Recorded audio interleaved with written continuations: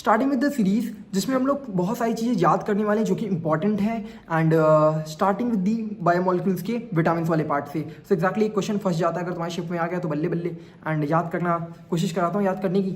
Vitamin में तेरे पास दो होंगे, या तेरे पास हो सकता है वो फैट सॉल्युबल हो या फिर वाटर सॉल्युबल हो। तो बात करते हैं फैट सॉल्युबल की, ठीक है, बात करते हैं फैट सॉल्युबल की। सो फैट सॉल्युबल्स में तेरे पास होते हैं कीड़ा। क्या होता है? कीड़ा। कीड़ा क्या है? Vitamin K, vitamin E and vitamin D and vitamin A, these four are the fat soluble. तो ये कीड़ा कौन है? कीड़ा क्या है? फैट है। अगर तू कीड़ा खाएगा तो क्या होगा? तेरा फैट बढ़ेगा। नहीं खाना है, बट कीड़ा अगर तू खाएगा क्या होगा? तेरा फैट बढ़ेगा। सो फैट सॉल्युबल विटामिन कौन से होते हैं? कीड़ा। अब वाटर सॉल्युबल जो बचे खचे हैं उनको उसमें डाल देना, ठीक है। तेरे को याद रखना है कि फैट सॉल्युबल है कौन है? कीड़ा। सारे 9-10 विटामिन है तो याद कराऊंगा।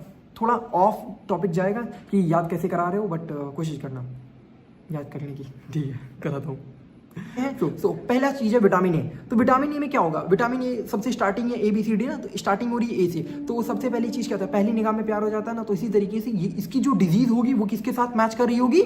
आइस के थ्रू ना, आइस वाली बात हाँ दिमाग में ले जा रहा हूँ। सो पहली वाली जो विटामिन ए की डिजीज से क्या होगा? ए स्टार्टिंग है इसकी भी, तो स्टार्टिंग होती है पहली नजरों से प्यार ना, तो hardening of the cornea of आई।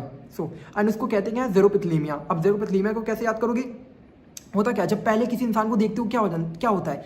तुम्हारी उसकी जो इमेज रहती है वो जेरोक्स बन जाती है ना तुम्हारे साथ पहले प्यार में, तो जेरोक्स बन जाता है। इस तरह तुम कह सकते हो ज़ेरोपिथेलिमिया। सो नाउ अब स्टार्ट करते हैं। पहला हो गया विटामिन ए। क्या है? विटामिन ए से तुम्हारा क्या होगा?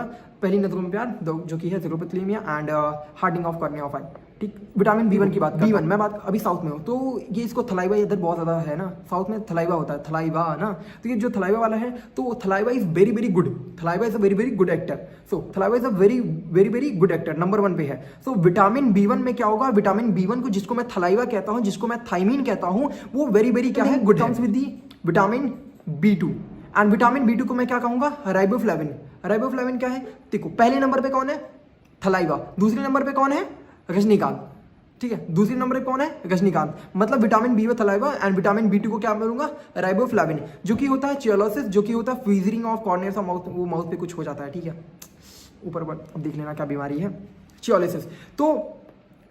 तो भैया दूसरे नंबर पे जो रजनीकांत है, वो रजनीकांत जो चलते हैं बहुत ही अच्छे से, ठीक है, जो उनके चलने का स्टाइल है बहुत ज़्यादा फेमस है, दैट इज चियोलिसिस, ठीक है, चियोलिसिस ना। तो याद कैसे? फर्स्ट वाला क्या हुआ? विटामिन ए जो कि है ज़ेरोपिथेलिमिया, हार्डनिंग ऑफ कॉर्निया, फिर B1 जो थलाइवा है बेरी एंड उसके बाद दूसरे नंबर पे कौन आता है? रजनीकांत। तो रजनीकांत चलते अच्छा है, तो that is vitamin B6। Vitamin B6 क्या है मैं बताता हूँ। मेरा 6th क्लास में एक क्रश था, ठीक है, और मुझे उससे बहुत प्यार था।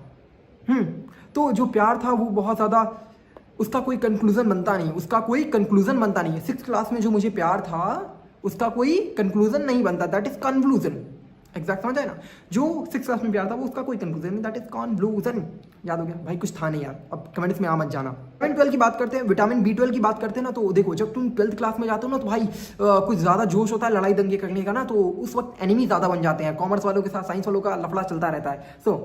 तो जो लड़ाई होती है एनिमी ज़्यादा हो जाते हैं, that is anaemia in vitamin B12 and अब सी की बात करते हैं। विटामिन C एब्सकॉर्बिक एसिड जो कि होता है स्कर्वी, ब्लीडिंग गम्स। अब तो भैया देखो मैं सही बताऊँ ना, हम लोग को चूतिया बनाया जाता था जब हम लोग ऐड देखते थे ना कि ब्लीडिंग गम्स हो रही हैं, ब्लीडिंग गम्स हो रही हैं, तो क्या करते थे?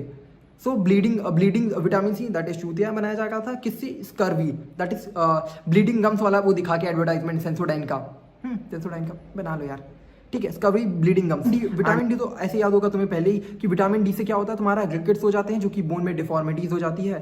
एंड विटामिन E की मैं बात करता हूँ तो विटामिन E में क्या होता है? Increase fragility RBCs and muscular की वीकनेस, ठीक है। विटामिन E से क्या होगा? तेरा फ्रेजाइल हो जाएगा, ठीक है, समझो, फ्रेजाइल हो जाएगा तुम्हारा RBCs एंड मस्कुलर वीकनेस, समझ गए? समझो। विटामिन K की बात करता हूँ तो विटामिन K से क्या होगा? इंक्रीज हो जाएगा ब्लड क्लॉटिंग टाइम। देखो अगर तुमको कोई कुत्ता काटेगा तो उसका ब्लड क्लॉटिंग टाइम बढ़ जाएगा। इससे क्या होता है यार? अगर ब्लड क्लॉटिंग टाइम बढ़ जाएगा, बायोलॉजी का नहीं बट पता है इतना, तो अगर कुत्ते ने काटा, ठीक है, मान विटामिन K कुत्ते ने काटा, अगर काट लिया तो क्या होगा कि तो ब्लड क्लॉट हो जाना चाहिए। अगर ब्लड क्लॉट नहीं हो तो ब्लड लॉस हो जाएगा बहुत ज़्यादा। सो ब्लड लॉस कब होगा? जब ब्लड लॉस ज़्यादा कब होगा कि ये भैया जो ब्लड क्लॉट होना का टाइम है वो नहीं बहुत ज़्यादा बढ़ चुका है, मतलब बहुत देर बाद जाके ब्लड क्लॉट होगा। तो विटामिन K की डिफिशियंसी से क्या हो जाएगा? जो ब्लड क्लॉटिंग का टाइम है वो बढ़ चुका होगा। सो ये सारे तेरे विटामिन थे। बाय।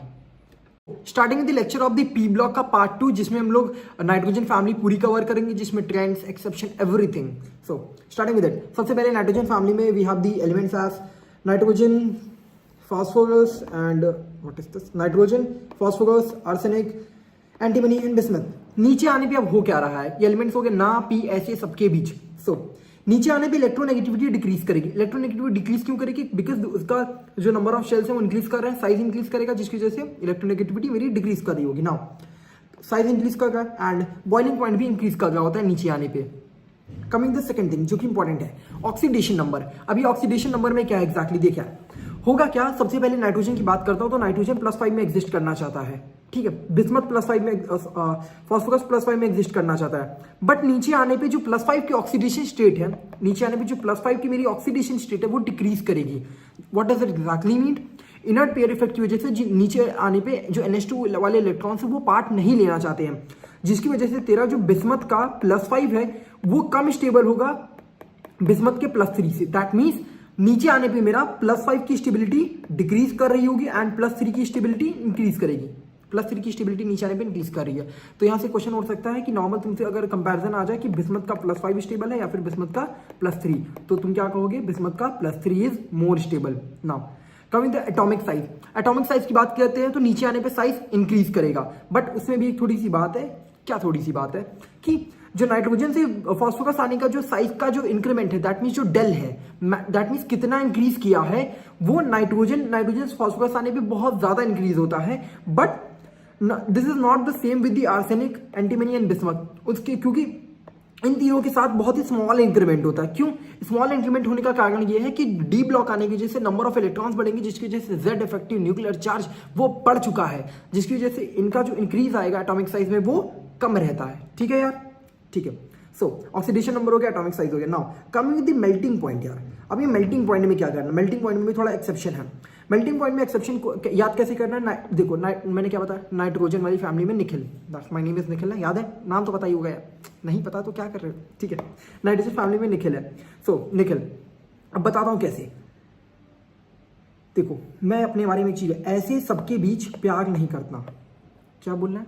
निखिल ऐसे सबके बीच में प्यार नहीं करता है। दैट मीन्स मैं अपनी गर्लफ्रेंड को बोल रहा हूँ या फिर मेरी एक्स को बोल रहा हूँ, वो पब्लिक में शी वांट्स कि मैं उसके साथ रहूँ, बट निखिल ऐसे सबके बीच में प्यार नहीं कर पाता है। सो ऐसे सबके बीच प्यार नहीं करता हूँ। तो मेल्टिंग पॉइंट मतलब जो मेरा मेल्टिंग पॉइंट में तो पहले लेक्चर में बताया था कि melting point is relate with love और दी प्यार से रिलेट करोगे तो क्या हो जाएगा कि मेल्टिंग पॉइंट में nitrogen family, that means Nikhil की बात करूँ तो ऐसे सबके बीच में प्यार नहीं करता हूँ। सो ऐसे सबके बीच में प्यार नहीं करना, दैट मीन्स आर्सेनिक का सबसे ज्यादा, then antimony and then bismuth and then phosphorus and then nitrogen. याद हो जाएगा, ऐसे सबके बीच निखिल प्यार नहीं करता, दैट मीन्स इसको याद रखना। एंड नाइट्रोजन फैमिली है निखिल। डन। अब अपनी इज्जत पे बात लेके तब भी समझाने की कोशिश कर रहा हूँ, ठीक है? ओके, कुछ कमेंट्स में नहीं आना, बता रहा हूँ भाई, प्लीज ये सब नहीं करना, ठीक है ना। उसके बाद याद कराने के लिए बोलता हूँ और कुछ नहीं है, ठीक होगा भी तो तेरे को थोड़ी बताऊंगा। Boiling point. सो बॉइलिंग पॉइंट में याद रखना, बॉइलिंग पॉइंट में नाइट्रोजन फैमिली, अब एक्चुअली मैं बताता हूँ क्या है। देख नाइट्रोजन फैमिली में उसके हाइड्राइड्स होंगे, मैं इनकी बात कर रहा हूँ। तूने भी मेल्टिंग पॉइंट पढ़ाना, मेल्टिंग पॉइंट का एक ऑर्डर है जो कि मैंने भी बताया। निखिल ऐसे सबके बीच प्यार नहीं करता एंड बॉइलिंग पॉइंट में नीचे आने में इंक्रीज करता है। But now is the case कि उनकी हाइड्राइड्स की बात करता है, दैट मीन्स मैं NH3 की बात कर रहा हूँ, PH3 की बात कर रहा हूँ। ये क्वेश्चन आया हुआ है एंड फिर भी आ सकता है। सो इसका याद करने का तरीका क्या है कि हाइड्राइड्स होंगे जो नाइट्रोजन फैमिली की, उनका मेल्टिंग पॉइंट और बॉइलिंग पॉइंट का ऑर्डर याद रखना है। कैसे? उसमें भी मैं ही आऊंगा। क्या आऊंगा? मैं आऊंगा। सो मेरी बात करोगे, सबसे पहले अगर बॉइलिंग पॉइंट की बात करोगे तो निखिल, मैं क्या हूं? बीच में आता हूं, ठीक है। I comes in the middle.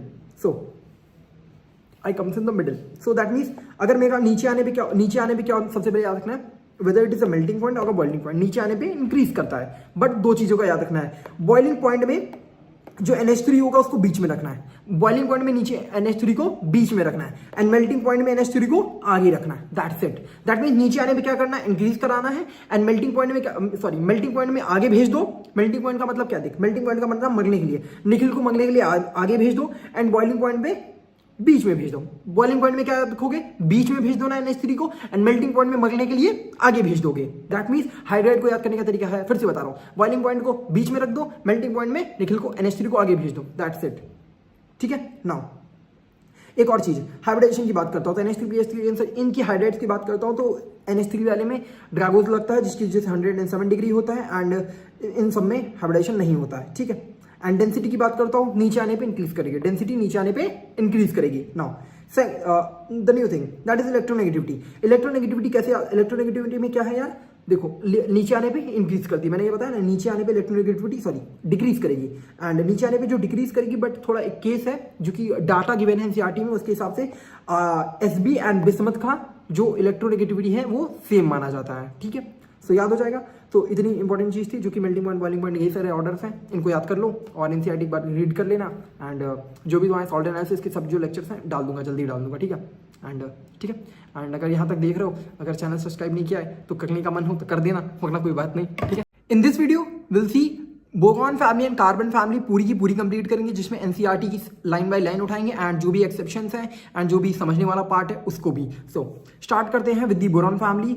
So basically करना क्या है, देखो बोरॉन फैमिली का याद होगा बैंगन, आलू, गाजर, थैला, इतना तो याद है ना, एटॉमिक रेडियस। अब एटॉमिक रेडियस के जो ट्रेंड है उसमें क्या, बैंगन, आलू, गाजर, थैला होना चाहिए था, नीचे आने पर साइज इंक्रीज करता है क्योंकि नंबर ऑफ शेल्स इंक्रीज करें ऑब्वियसली।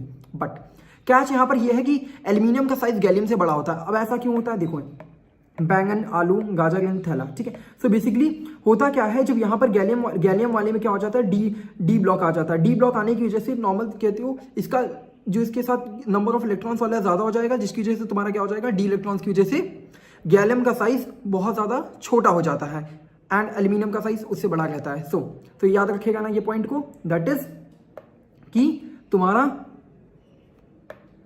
ये एल्यूमिनियम का साइज बड़ा है गैलियम से, फर्स्ट पॉइंट, ये क्वेश्चन बन सकता है।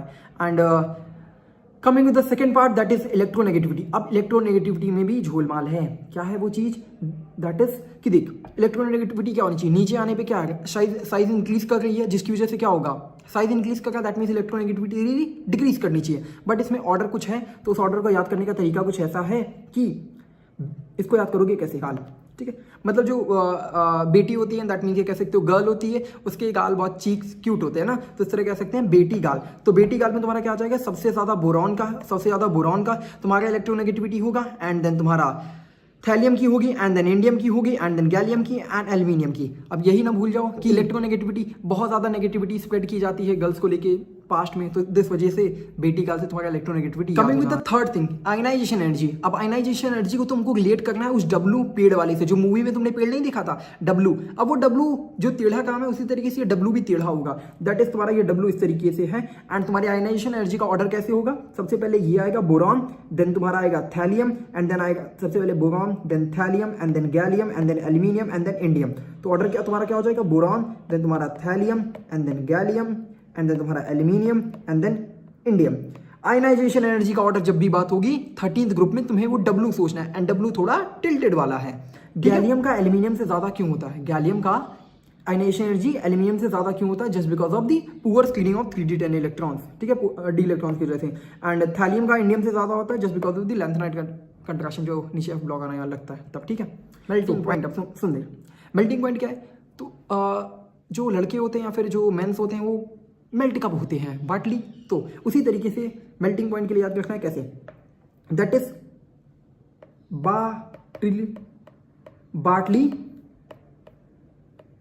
बाटली जाएगा, बाटली जब तक बाटली गया तभी मेल्ट होते हैं हम लोग ना।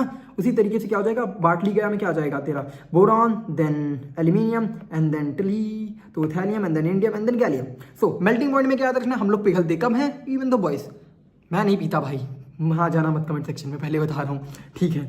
बाटली गया तो मेल्टिंग पॉइंट होगा, दैट इज बाटली गया। ऑक्साइड्स में तो अगर देखो यार, बोरॉन के जो ऑक्साइड्स होते हैं वो एसिडिक होते हैं, एल्यूमिनियम और गैलियम के एम्फोटेरिक एंड देन इंडियम और थैलियम के बेसिक होते हैं, ठीक है। एंड एक और चीज बताना चाहूंगा जो कि है inert pair effect. Inert pair effect में क्या रखेगा ना कि जैसे boron, aluminium, gallium, indium and then thallium.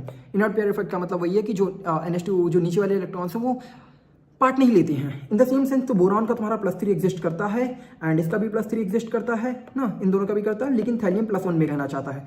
That means you can say नीचे आने पे +1 की जो स्टेबिलिटी है वो इंक्रीज करती है। क्यों, क्योंकि नीचे वाला जो थैलियम है, थैलियम +1 में रहना चाहेगा। That means you can say जो थैलियम का +3 है उससे ज्यादा स्टेबल तुम्हारा क्या होता है, थैलियम का +1। Got it, okay. नाउ कुछ और बात बता रहा हूँ, याद रखेगा ना, ठीक है। आ गया तो मेरे को, ठीक है, देख लेना। सबसे पहली बात, बोरॉन एक नॉन मेटल है, बोरॉन एक नॉन मेटल है एंड ये हार्ड है एंड ब्लैक कलर्ड सॉलिड है, हाई मेल्टिंग पॉइंट है। एंड जो नीचे वाले हैं आलू गाजर ग्रंथैला, वो क्या है, उनकी कोई इज्जत है ही नहीं। गाजर ग्रंथैला, गाजर ऑलरेडी आलू गाजर थैला मेटल में क्या है। सो वो सॉफ्ट मेटल है एंड लो मेल्टिंग पॉइंट है, ठीक है। एंड गैलियम की बात करो तो गैलियम तो पता ही होगा, थर्मामीटर इन सब में यूज होता है हाई टेम्परेचर, इस वजह से। सो बॉइलिंग पॉइंट उसका 2767 होता है एंड 303 और लिक्विड होता है समर टाइम पे। ये सब नहीं, एक और इंपॉर्टेंट बात बताता हूँ, याद रखिएगा ना, दैट इज नीचे आने पे बैंगन आलू गाजर ग्रंथैला की, अच्छा बता नीचे आएगा क्या होगा। नीचे आने पे कह सकता है जब इंसान नीचे गिर जाता है तो क्या होता है, बैंगन आलू गाजर थैले में रख के क्या किया उसने, उसके नीचे बैंगन आलू गाजर थैला रखा ना, उसके नीचे ड्रग है, क्या है, ड्रग है, तो ड्रग है नीचे, ठीक है। तो होगा क्या, नीचे आने पे ड्रग होता है, दैट मीन्स नीचे आने पे डेंसिटी इंक्रीज करती है, याद रखना है, ठीक है। नीचे आने पे डेंसिटी इंक्रीज करती है एंड बॉइलिंग पॉइंट डिक्रीज करता है। नीचे आने पे डेंसिटी इंक्रीज करती है, बॉइलिंग पॉइंट डिक्रीज करता है। ग्रुप 14, अब ग्रुप 14 में क्या याद रखना है, कौन सी गीता सीता प्रभा। सो कौन सी गीता सीता प्रभा।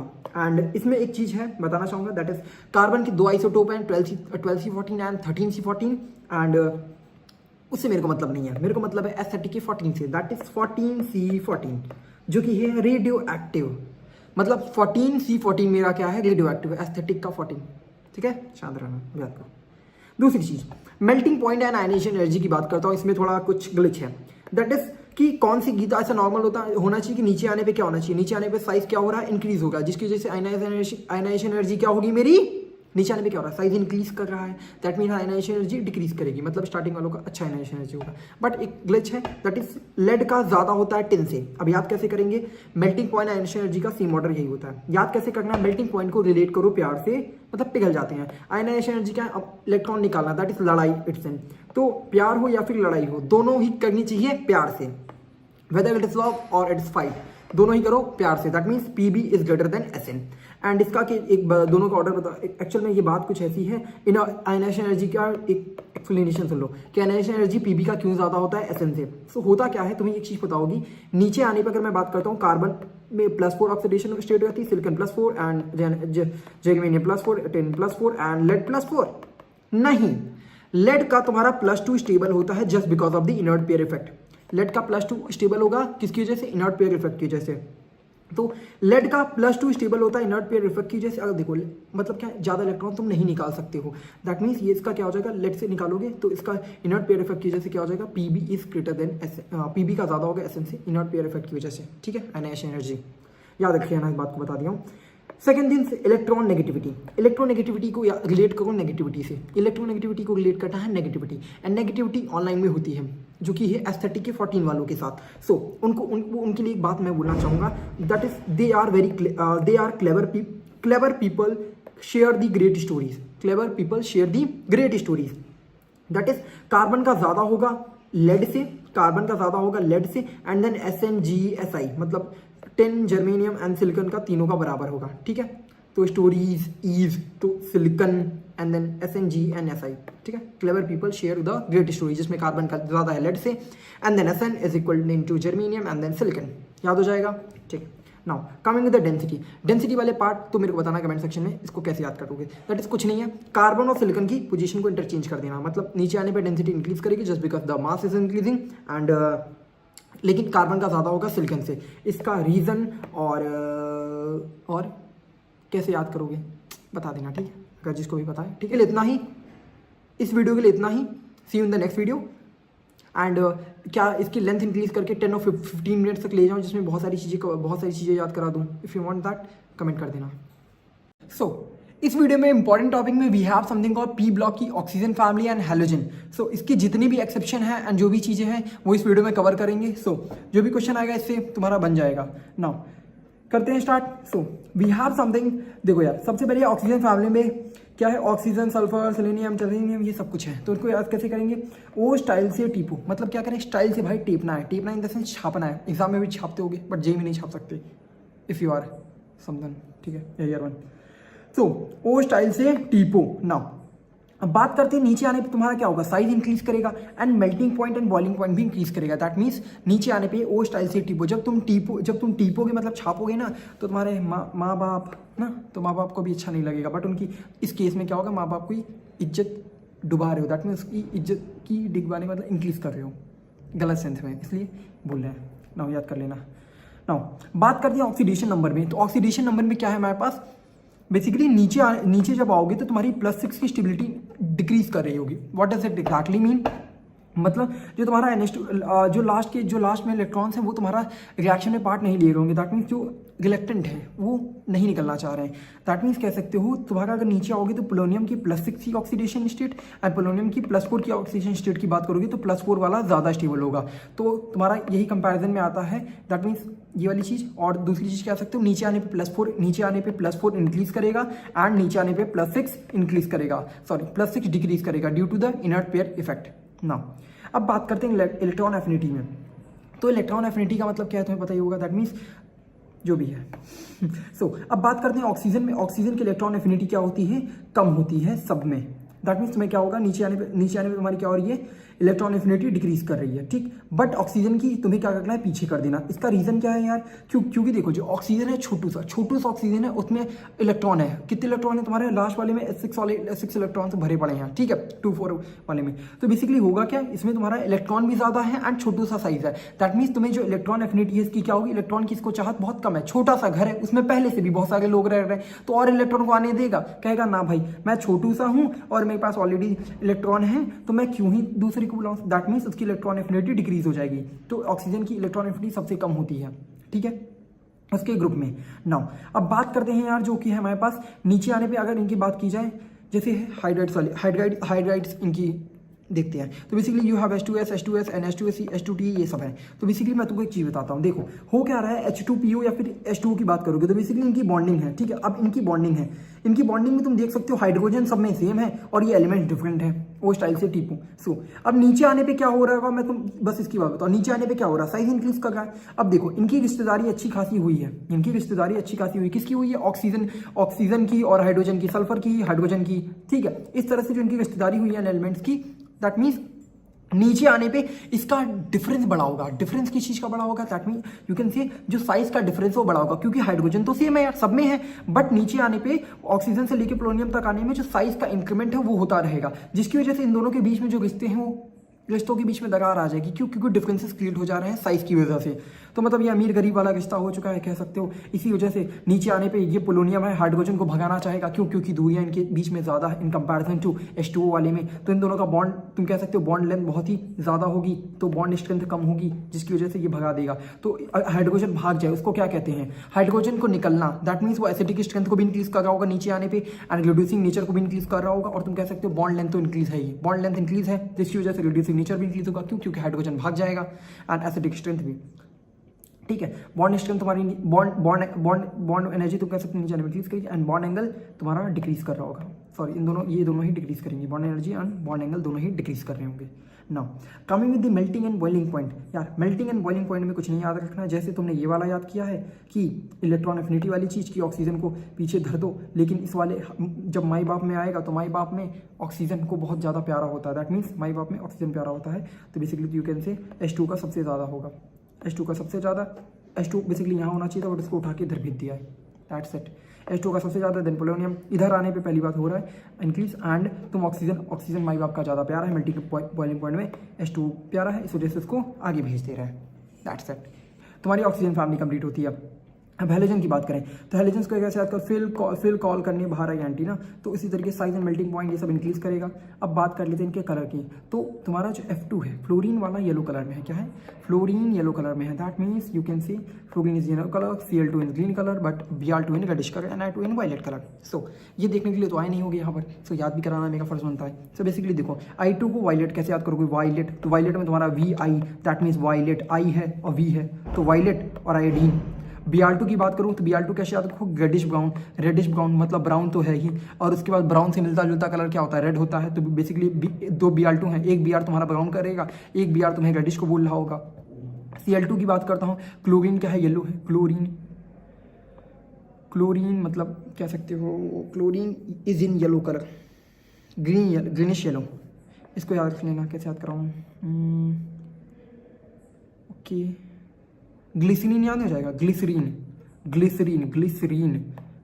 से याद करो। जैसे ग्लिसरीन से तुम्हारा ग्रीन हो जाएगा, ग्रीनिश येलो, एंड तुम्हारा क्लोरीन से ये हो जाएगा ग्लिसरीन, NF2 का येलो, फ्लोरीन का येलो। ठीक है, याद कर लेना इतना।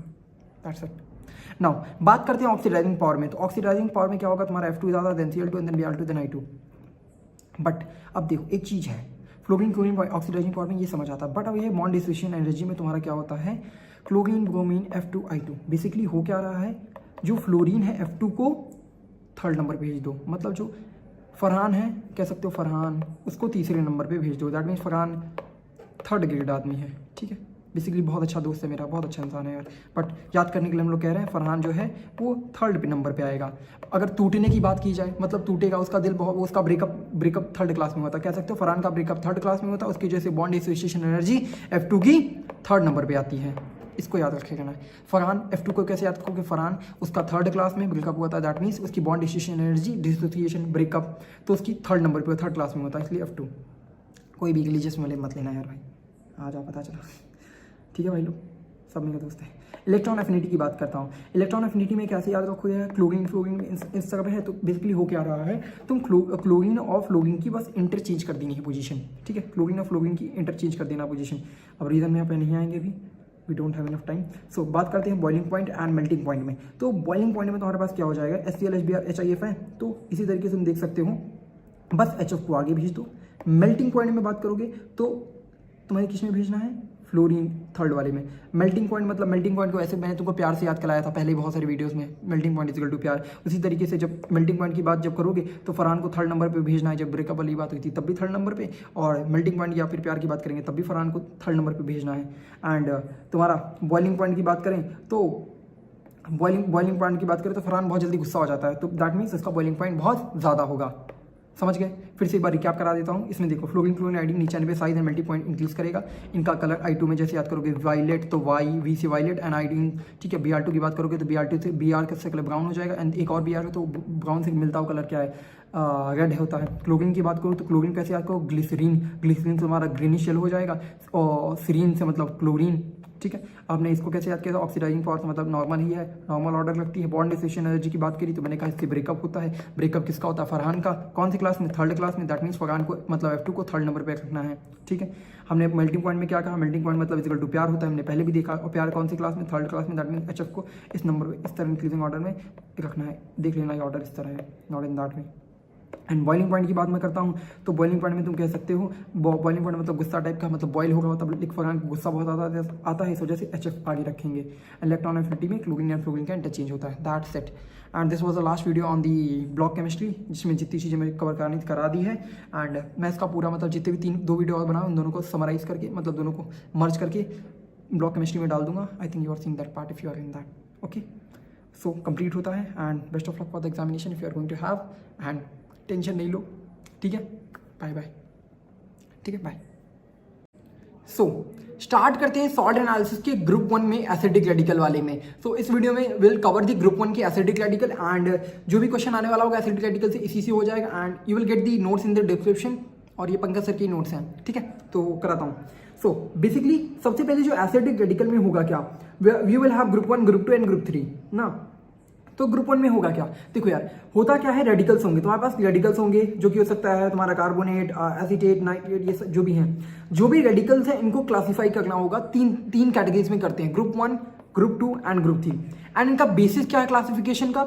बेसिस ये है तुम्हारे पास, जो कि तुम्हारा रेडिकल होगा उस रेडिकल को हम लोग ट्रीट करेंगे एसिड के साथ। क्या करेंगे? एसिड के साथ ट्रीट करेंगे। एंड उसके जो क्या कहते हैं प्रोडक्ट होगा उसके हिसाब से देखेंगे क्या हो रहा है एग्जैक्टली। सो जो ग्रुप 1 में क्या होता है, ग्रुप 1 में जो रेडिकल्स हैं वो वोलेटाइल प्रोडक्ट्स देंगे। दैट मीन्स अगर मैं ग्रुप 1 का कोई रेडिकल जो होगा वो उस कैटेगरी में आता है कि अगर उसकी डाइल्यूट एसिड के साथ, डाइल्यूट HCl के साथ अगर रिएक्शन कराई जाए तो वो एक वोलेटाइल प्रोडक्ट देगा। ठीक है, and goes with the same thing with the group 2 में क्या होगा, वोलेटाइल प्रोडक्ट इसमें भी मिलेगा लेकिन वो कंसंट्रेटेड एसिड की रिक्वायरमेंट होगी। एंड ग्रुप 3 की बात करें जो कि वोलेटाइल प्रोडक्ट नहीं देता है, वेदर यू यूज डाइल्यूट और कंसंट्रेटेड, ये 3 है। ठीक है ना। अब इनकी ग्रुप 1, ग्रुप 2, ग्रुप 3 की क्लासिफिकेशन इस तरह है कुछ। ग्रुप 1 की बात करता हूँ तो ग्रुप 1 में तुम्हारे पास है carbonate, acetate and nitrate and sulphide, ये सारी चीज़ें हैं, ठीक है। अब एक्जैक्टली क्वेश्चन इस पे नहीं आना है, क्वेश्चन आता है बताता है किस पे। तो बेसिकली होगी कुछ रिएक्शंस हैं, उस रिएक्शन के बेसिस पे पूछा जाएगा।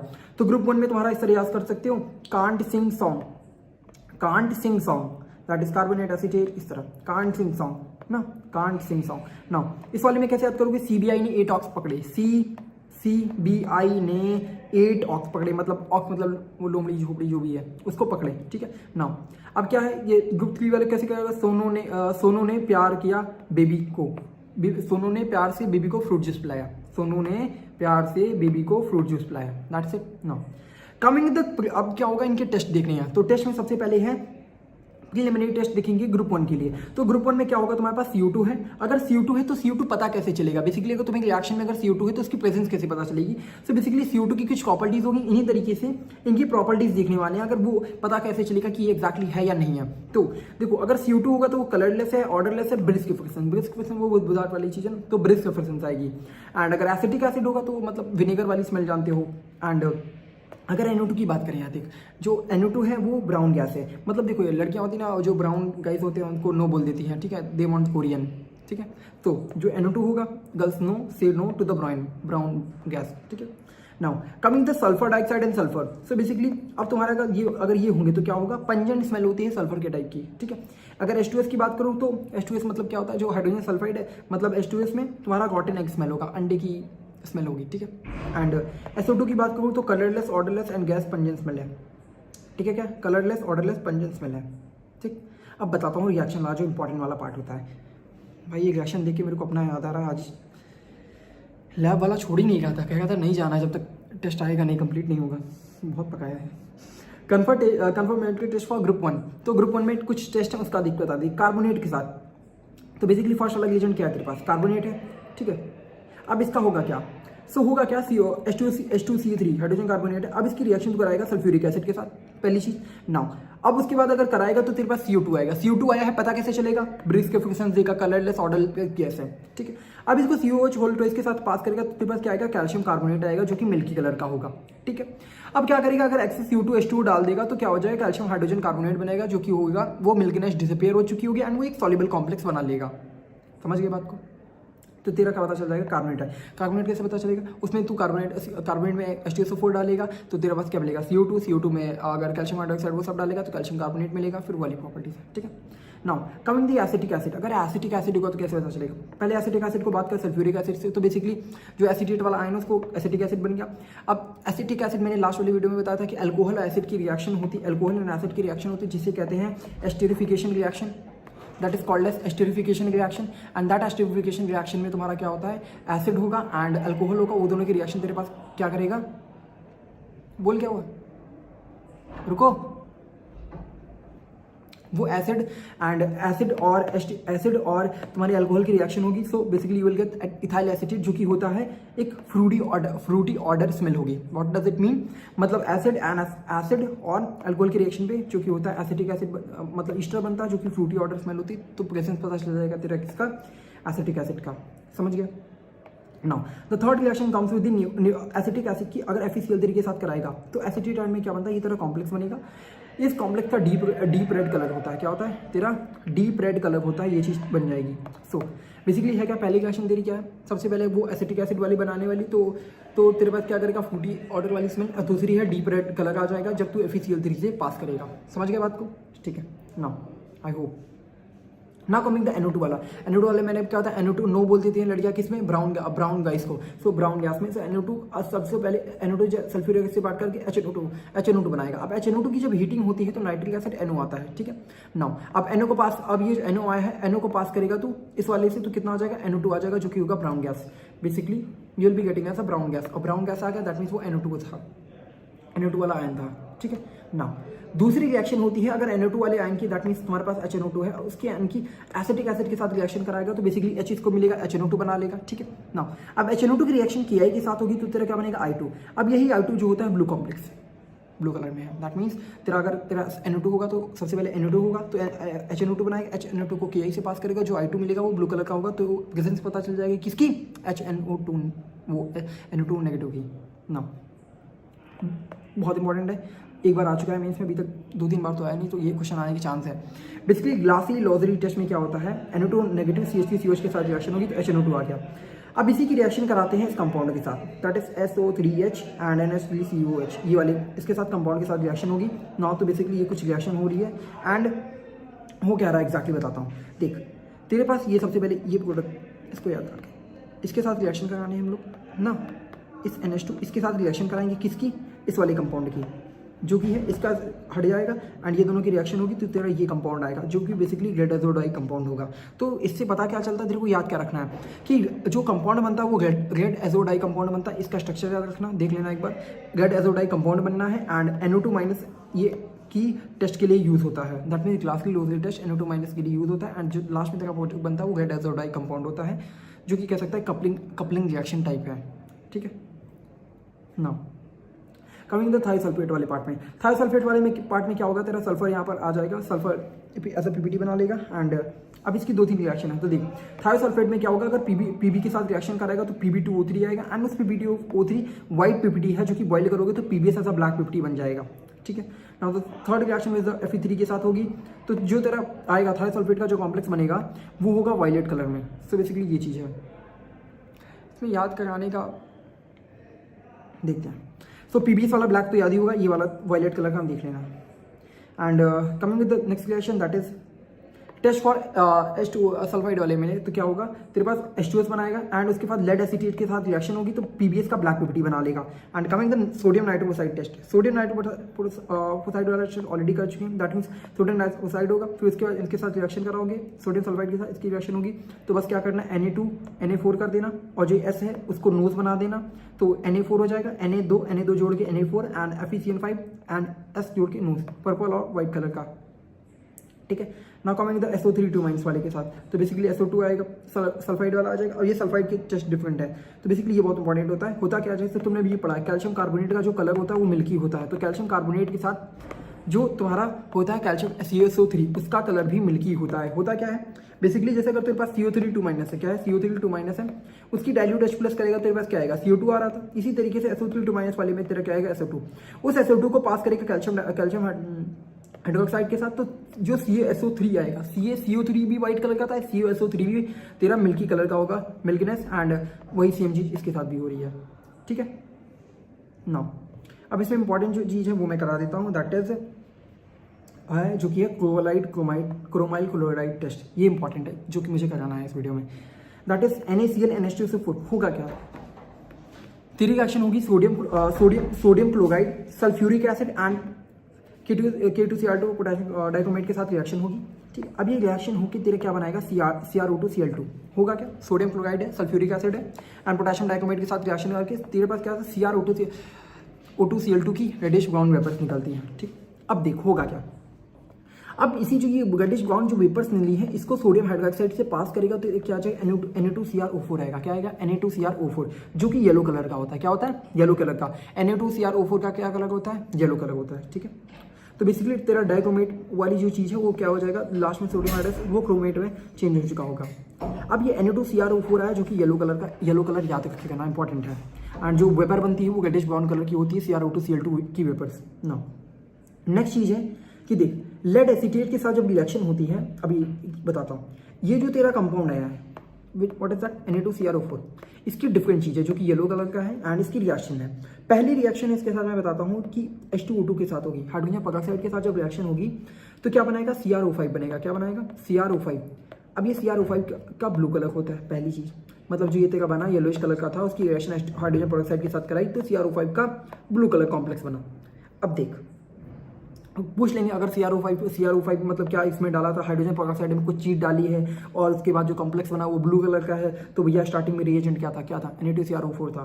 तो बेसिकली CrO5 वाले में एक चीज़ बताता हूँ, इसका स्ट्रक्चर बहुत इंपॉर्टेंट है जो कि होता है एक बटरफ्लाई स्ट्रक्चर की तरह। इसमें क्या मैं बना रहा हूँ, सॉरी, CrO ऐसा कुछ एंड ऐसा कुछ, समझा क्या, देख ली। तो इसमें अगर तू देखेगा तो CrO5 में जो Cr में जो ऑक्सीडेशन स्टेट आती है +6 की आती है। क्यों आती है +6, क्यों आती है +6, बेसिकली मैं फिर से शो करता था, Cr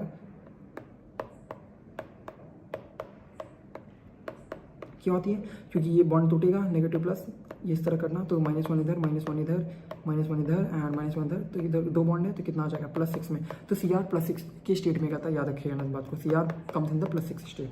सो Cr तेरा किस स्टेट में होता है, +6 के फॉर्मेट में कहता है, ठीक है। आई कैन राइट Cr के +6 के फॉर्मेट में कहता है, जो कि ब्लू कलर का होता है। अब वो देखो, अब क्लोराइड जो कि ये टेस्ट नहीं देते हैं, तो भैया कौन से क्लोराइड है जो कि क्लोराइड क्रोमाइड टेस्ट नहीं देते हो, तो वो होते हैं Ag, Sm, Pb, Hg।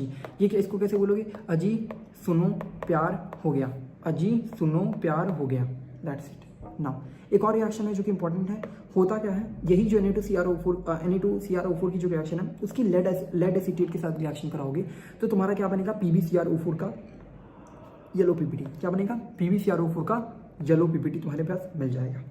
समझ गए बात को, PbCrO4 का येलो पीपीटी मिल चुका होगा। नाउ इंपॉर्टेंट चीज़ देखिए, सॉल्ट एनालिसिस में बहुत ज़्यादा पोर्शन है, लास्ट टाइम पे कराना भी इम्पॉसिबल है क्योंकि बहुत सारी चीज़ें इसमें हैं, बट जो इंपॉर्टेंट है मैं बता रहा हूँ, जैसे क्लोराइड क्रोमाइड टेस्ट है, ये वाला देख लेना।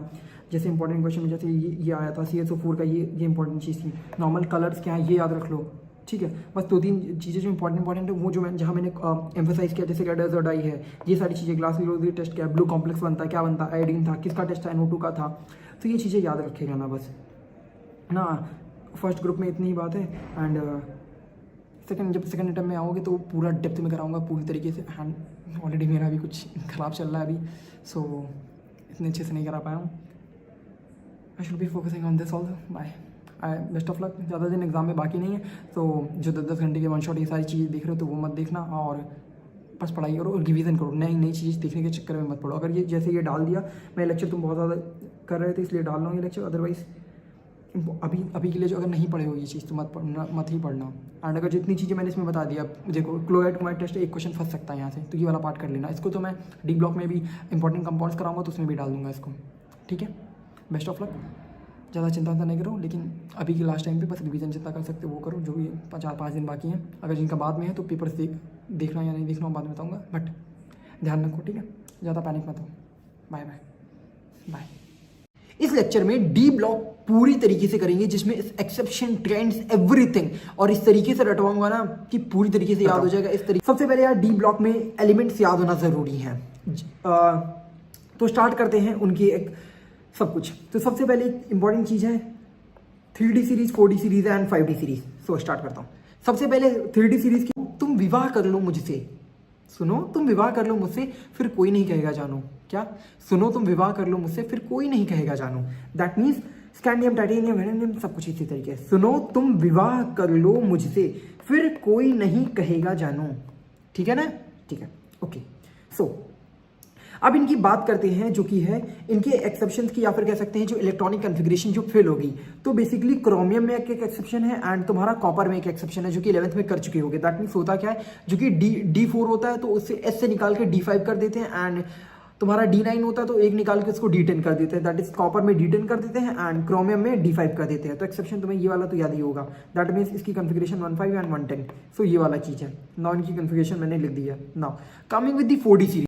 अब 4D सीरीज थोड़ा कुछ हटके है, तो याद कैसे करेंगे, यार जरा नींबू पानी, सॉरी यार जरा नींबू के साथ मोहे, यार जरा नींबू के मोहे तेरे रूह रा पिला दे आज की चढ़ जाए। यार जरा नींबू मोहे तो इस तरीके से पिला दे कि मेरे रूह रा वो पिला दे कि आज चढ़ जाए, ठीक है यार।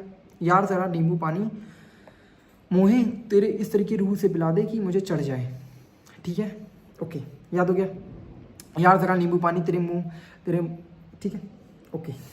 नाउ इसमें भी एक्सेप्शन है यार, जो कि 5S एंड 4D में किस तरीके से इलेक्ट्रॉनिक कॉन्फ़िगरेशन भरनी है वो तुम्हारे पास है। 222 कैसे भरना है याद देखो।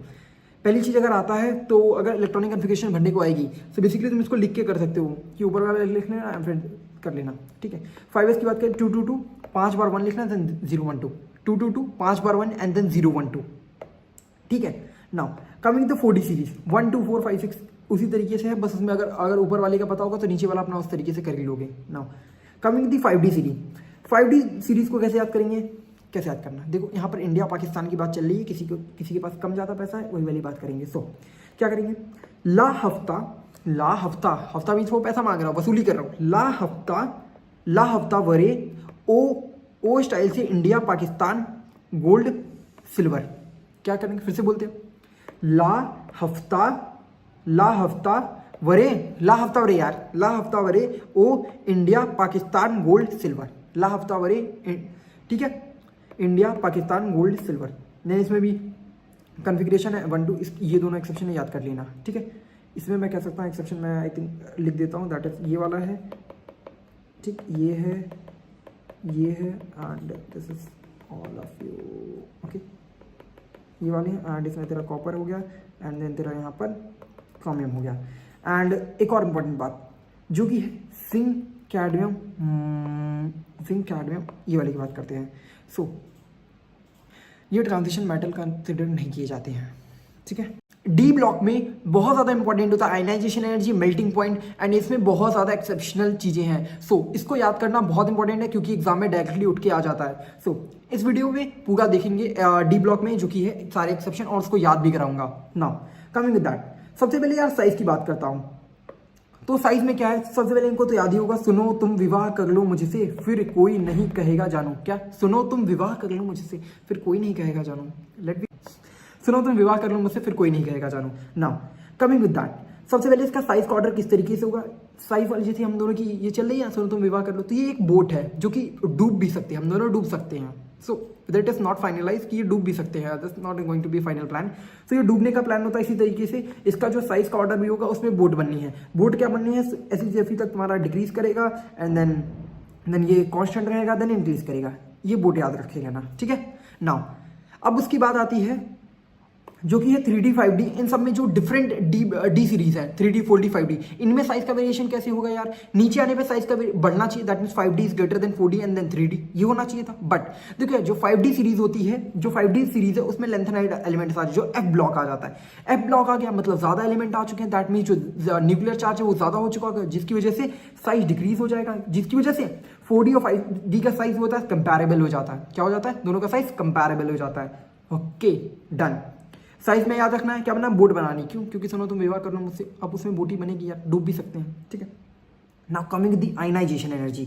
अब देखिए यार क्या कहना है, सुनो विवाह करते हैं ना, सुनो विवाह कर लो तुम मुझसे, सुनो विवाह कर लो ना तुम मुझसे ना, सुनो विवाह कर लो तुम मुझसे, ठीक है। मैं लिखता हूँ, इसको थोड़ा डिफरेंट है, देखना इसको कैसे करेंगे। सुनो विवाह कर लो, सुनो विवाह कर लो तुम मुझसे, सुनो तुम विवाह कर लो मुझसे ना, क्यों, क्यों को प्यार, क्योंकि प्यार करते हैं जान से भी ज्यादा। देखिए आयनाइजेशन में होता है कि नॉर्मल इलेक्ट्रॉन निकाल देना, तो उससे रिलेट कैसे करना है, बेसिकली तुम याद रखने का ना कि मतलब स्ट्रेंथ लगाना, मतलब प्यार करते हैं ज़्यादा इंपॉर्टेंट वाली चीज़। तो उसी तरीके से क्या बोलना है, क्या बोलेंगे, सुनो विवाह कर लो तुम, सुनो विवाह कर लो तुम मुझसे, सुनो तुम विवाह कर लो मुझसे ना, मतलब मुझसे ना, मतलब बोलते हैं ना यूपी में मुझसे ना, मुझसे वाली ना आ जाता है ना, सुनो तुम विवाह कर लो मुझसे ना, ठीक है, क्योंकि क्यों को प्यार करते हैं जान से भी ज़्यादा आपको, ठीक है। तो आयनाइजेशन इस तरीके से याद कर लेना, थोड़ा कॉम्प्लेक्स एक दो बार करोगे तो याद हो जाएगा, क्योंकि वरना इधर उधर कंपेयर करके वो करना उससे ज़्यादा अच्छा तो यही है। सुनो विवाह कर लो तुम मुझसे ना, सुनो तुम विवाह कर लो मुझसे ना, क्योंकि प्यार जान से भी ज़्यादा करते हैं, ठीक है। नाउ अब इसमें एक होता है 5D। अब ये देखो सबसे पहले आयनाइजेशन के ऑर्डर की बात करते हैं, तो आप डिफरेंट डी सीरीज में बात करो तो देख सबसे ज़्यादा छोटा साइज 6D का होता है, देन उसका आयनाइजेशन होना चाहिए, देन 4D का होना चाहिए, देन 5D का होना चाहिए, यही ऑर्डर आना चाहिए था। आयनाइजेशन क्या होता है साइज के डिपेंडेंट में, तो 3D का साइज सबसे छोटा होता है, देन उसकी आयनाइजेशन ज़्यादा होनी चाहिए थी ना। अब देखो होता क्या है, जो 5D होता है, 5D में लेंथेनाइड कंट्रैक्शन होने की वजह से साइज छोटा होता है, जिसकी वजह से तुम्हारा क्या हो जाता है, Z इफेक्टिव ज़्यादा है, दैट मीन्स जो उसका आयनाइजेशन एनर्जी है बहुत ज़्यादा हो जाता है। इतना तो पता है कि 3D 4D से ज़्यादा होगा, बट 5D उससे ज़्यादा आ जाता है, that means real order you will have that is 5D is greater than 3D and then 4D, ठीक है। मतलब हुआ क्या, 5D का ज़्यादा क्यों हुआ 3D से, जस्ट बिकॉज कि उसमें लेंथेनाइड कंट्रैक्शन आ गया था, तो Z इफेक्टिव बढ़ चुका है, जिसकी वजह से इलेक्ट्रॉन निकालना बहुत ज़्यादा मुश्किल हो चुका है यार, समझा क्या, ठीक है, लेंथेनाइड कंट्रैक्शन की वजह से। Now coming with the density वाला पार्ट, तो डेंसिटी वाले पार्ट में क्या याद रखना है तेरे को, देख डेंसिटी को तू याद कर डॉग, डेंसिटी को याद करना डॉग को गुजराती में बोलते हैं कुतरिया, क्या बोलते हैं कुतरिया। अब देख क्या करना है तेरे को, इधर आने पे डेंसिटी तेरी इंक्रीज करेगी, ठीक है, डेंसिटी इस तरह तेरी इधर जाने पे इंक्रीज करती है ना। अब करना क्या है, जो ये तेरी जाने मन है ना, उसको कुत्ते बहुत पसंद है। क्या पसंद है? कुत्ते बहुत पसंद है। क्या कहते हैं? कुतरिया बहुत पसंद है। क्या कहें? जाने मन जो तेरी है उसे कुतरिया बहुत पसंद है। तो क्या करना है, जाने जो जेडन है, जेडन को वी और सी आर के बीच में धर दें, दैट्स इट। डेंसिटी में क्या करने हैं, डेंसिटी मतलब डॉग, डॉग मतलब कुतरिया। क्या करना है, जो जाने मन है उसको बीच में रख दे। कहाँ रख दे? विवाह और कुतरिया के बीच में। अबे कुछ नहीं, कुतरिया के पीछे रख दे बस, ज़्यादा और नहीं। अब जाओ, क्या करना, बस क्या करना है, जेड को बीच में रख दो वी और सी आर के, दैट्स इट। एंड तो कॉपर का सबसे ज़्यादा हो जाएगा, देन निकल एंड देन ये वाला, ठीक है। जेड को बीच में रख दो, मतलब कुतरिया के पीछे रख दो, दैट्स इट। डॉग मतलब कुतरिया, जेड को पीछे रख दो, बस खत्म।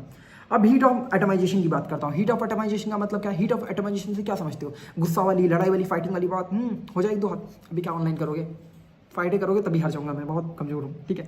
अब देख करना क्या, एटमाइजेशन मतलब क्या, हीट ऑफ एटमाइजेशन, लड़ाई वड़ाई वाली बात चल रही है ना, तो इसी तरीके इसमें कैसे याद करोगे। अब तुम मान लो तुम्हारी बंदी हो, तुमसे लड़ाई होगी, तो क्या कहोगे इसे, क्या कहोगे, जाने में। अब उसको क्या कहते हो, जब लड़के, अब वो मान के तुम डर गई हो ना, मैं तुमसे बात करता हूँ, हाँ तुम ही से, ठीक है, देख रही हो ना, हाँ ठीक। सो क्या करना है कि हम दोनों की फाइट हो चुकी है, ठीक। एंड उसके बाद हम दोनों की क्या हुई, अब मेरे को तेरे को समझाना है कि लड़ाई नहीं करनी, मतलब I want to sort it out, मेरे को आगे लड़ाई नहीं करनी है, ठीक है। अभी तेरा मूड सिंह चल रहा है। सो अब मैं क्या कहूँगा तेरे से, सुन, जाने मन सुनो, मैं बाद में तेरे को एक एश्योरेंस देता हूँ कि मतलब तू ही मेरी लाइफ में है, तो उसके लिए मैं क्या कहूँगा, जाने मन सुनो क्यों करती हो फिक्र, जाने मन सुनो क्यों कर रही हो फिक्र, कोई नहीं है तेरे बिना। जाने मन सुनो क्यों कर रही हो फिक्र, कोई नहीं है तेरे बिना। एटमाइजेशन में ये ऑर्डर रखने आया, जाने मन सुनो क्यों करती हो फिक्र, कोई नहीं है तेरे बिना, ठीक है, ये ऑर्डर याद रखने आया, ठीक है। मेल्टिंग पॉइंट, मेल्टिंग पॉइंट मैंने तेरे को फिर से बताया था, मेल्टिंग पॉइंट में हर बार प्यार से रिलेट करते आया हूँ। तो मेल्टिंग पॉइंट को प्यार से रिलेट करते हुए मैं एक ऑर्डर बताता हूँ जो कि है, अब ये बहुत भयंकर ऑर्डर है, ये फंस जाएगा, तो देखना कैसे करना है। मेल्टिंग पॉइंट, हम लोग मेल्ट कब होते हैं लड़के, क्रश। सो ये ऑर्डर है तेरा, और इसको याद कैसे करना है। क्रश वाली जो टाइट सी स्माइल होती है, क्रश वाली जो क्रश होती है ना, वो हमारी क्रश की जो स्माइल होती है बहुत ज़्यादा प्यारी होती है। सो अब बंदी की ज़्यादा अच्छी होती है। क्रश वाली जो टाइट स्माइल होती है, क्रश वाली टाइट स्माइल से फेयर कॉम्प्लेक्शन होता है। क्रश वाली टाइट स्माइल से फेयर कॉम्प्लेक्शन निकले ना, तो मन चाहा क्यूट जिंदगी हो जाती है। क्या बोलना, फिर से बोल। क्रश वाली जो टाइट स्माइल है, क्रश वाली जो टाइट स्माइल है, वो फेयर कॉम्प्लेक्शन मतलब जो ब्यूटी है वो जो निकलती है ना, क्रश वाली टाइट स्माइल की वजह से उसका फेयर कॉम्प्लेक्शन जो ब्यूटी निकलती है ना, वो मनचाहा कर देती है क्यूट जिंदगी को। दैट मीन्स क्रश वाली टाइट स्माइल फेयर कॉम्प्लेक्शन निकलती है ना, जब निकलती है ना जब, तो क्या हो जाता है, मनचाहा कर देती है क्यूट जिंदगी को। That's it. अब थोड़ा एक दो बार मैं इसको नोट डिस्क्रिप्शन में डाल दूंगा, इसको एक बार पढ़ लेना एंड याद हो जाएगा। एंड एक और डिस्क्लेमर के साथ, जो मैं यहाँ बकवास कर रहा हूँ उसको सीरियस ना लिया, कमेंट सेक्शन में नहीं आइएगा इन सब चीज़ों के ऊपर बात करते हुए, ठीक है। ऐसा ठीक है, बाय बाय, ज़्यादा नहीं बात करते, बाय बाय, ध्यान रखना। एंड एग्जाम, अगर एग्जाम से पहले देख रहे हो ना, ऑल दी बेस्ट, पढ़ाई लिखाई करो और कुछ ना करो। इस वीडियो में जो प्रैक्टिकल ऑर्गेनिक केमिस्ट्री उसका क्वांटिटेटिव एनालिसिस देखने वाले हैं, एंड ये बहुत ज़्यादा इंपॉर्टेंट हो जाता है क्योंकि इस बार न्यूमेरिकल तुम्हें 5 आएंगे एंड तुम्हें अटेंड करना पड़ेगा, you don't have the option. तो इसमें ये क्वेश्चन अगर फंस जाता है तो if you do not have remember the formula, तो प्रॉब्लम हो सकती है। तो सारे फॉर्मूले एक जगह पे हैं एंड कैसे यूज़ करना सब बताता हूँ। स्टार्टिंग विद इट, सबसे पहले देख यार, इसका मेन ऑब्जेक्टिव यही है, इसमें होगा क्या, तेरे को परसेंटेज निकालनी पड़ेगी, कितना है, weather it is carbon, hydrogen, sulphur, phosphorus, कोई भी है, उसकी परसेंटेज तेरे को क्वेश्चन में निकालनी होगी। तो उसके लिए सबसे पहले देख, जो W नीचे आने वाला है वो है तुम्हारा, जो नीचे W होगा दैट मीन्स ऑर्गेनिक सॉल्वेंट का वेट होगा, एंड W1 जो कि होगा वो तुम्हारा कितना परसेंटेज, कितना वेट उसका है, कार्बन है, वेदर इट इज कार्बन और समथिंग, ठीक है। सो देख, सबसे पहले क्वांटिटी एनालिसिस में कार्बन हाइड्रोजन का देखते हैं। तो कार्बन की अगर तेरे को परसेंटेज निकालनी है तो क्या होगा, सबसे पहले 12/44 इंटू W1/100, W1/W इंटू 100। सो देख 44 क्या है, 44 तुम्हारा इसके बाद निकलने में CO2, जो कि कार्बन CO2 में चेंज हो गया, तो CO2 का वेट कितना हो जाएगा 44, एंड कार्बन है, कार्बन का वेट कितना हो जाएगा 12, तो 12/44 इंटू W1 जो कि तुम्हारा कार्बन कितना था, एंड W अपना इधर ही ऑर्गेनिक सॉल्वेंट, ऑर्गेनिक का वेट। सो याद रखने का फॉर्मूला दैट इज 12, ये कार्बन की परसेंटेज निकालना, ये हाइड्रोजन की परसेंटेज, नोट्स डिस्क्रिप्शन में देख लूंगा, एक बार फिर से देख लेना।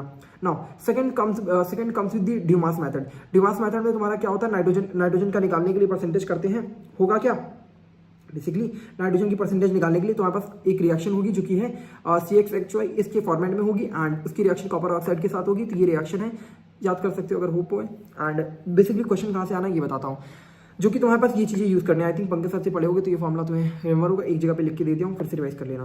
That is P minus P1 into V1 and T1 P2 V2 by T2। Exactly है क्या ये, देखिए सबसे पहले मेन ऑब्जेक्टिव है, तुम्हें क्वेश्चन में डिटेल्स गिवन होंगी एंड इस चीज़ को यूज़ करना है। जहाँ का तुम्हारा P2 180 है एंड T2 तुम्हारा 273 है, तो तुम्हारा मेन ऑब्जेक्टिव होगा V2 निकालना है यहाँ से। इस फॉर्मूले में रख के तुम्हारा क्वेश्चन इसी तरह होता है, फॉर्मेचुअल क्वेश्चन है जिसमें फॉर्मेट है, तुम्हारा उसी तरह करना। सो V2 निकालना होगा, तुम्हें इस फॉर्मूले को यूज़ करना है एंड V2 निकालना है। बेसिकली रिलेशन दोनों को इक्वेट कर दिया है नंबर ऑफ मोल्स को। सो अब यहाँ से V2 निकालेगा एंड V2 निकालने के बाद क्वेश्चन में क्या करना है, परसेंटेज नाइट्रोजन निकालने के लिए 28/224 into V2 by W, that's it. ये दोनों फॉर्मुलेज पे क्वेश्चन आ सकता है। सो देख लेना, दैट इज सबसे पहले नंबर ऑफ मोल्स को इक्वेट करो, जहाँ से V2 निकालो, V2 निकालने के बाद इसको डायरेक्ट यूज करो, ठीक है। रिवीजन है, तेज करा रहा हूँ एंड नोट्स दे दूंगा डिस्क्रिप्शन में। So now the third comes with the Kjeldahl method. Kjeldahl method में भी नाइट्रोजन का निकालने के लिए होता है। अब नाइट्रोजन के निकालने के लिए इसमें क्या करते हैं, ऑर्गेनिक कंपाउंड जिसमें नाइट्रोजन है, कोई भी ऑर्गेनिक कंपाउंड जिसमें नाइट्रोजन हो, उसको सल्फर हाइड्रोजन सल्फाइड H2SO4 के साथ डालते हैं सल्फ्यूरिक एसिड में कॉपर सल्फेट के साथ। सो तुम्हारा होता क्या,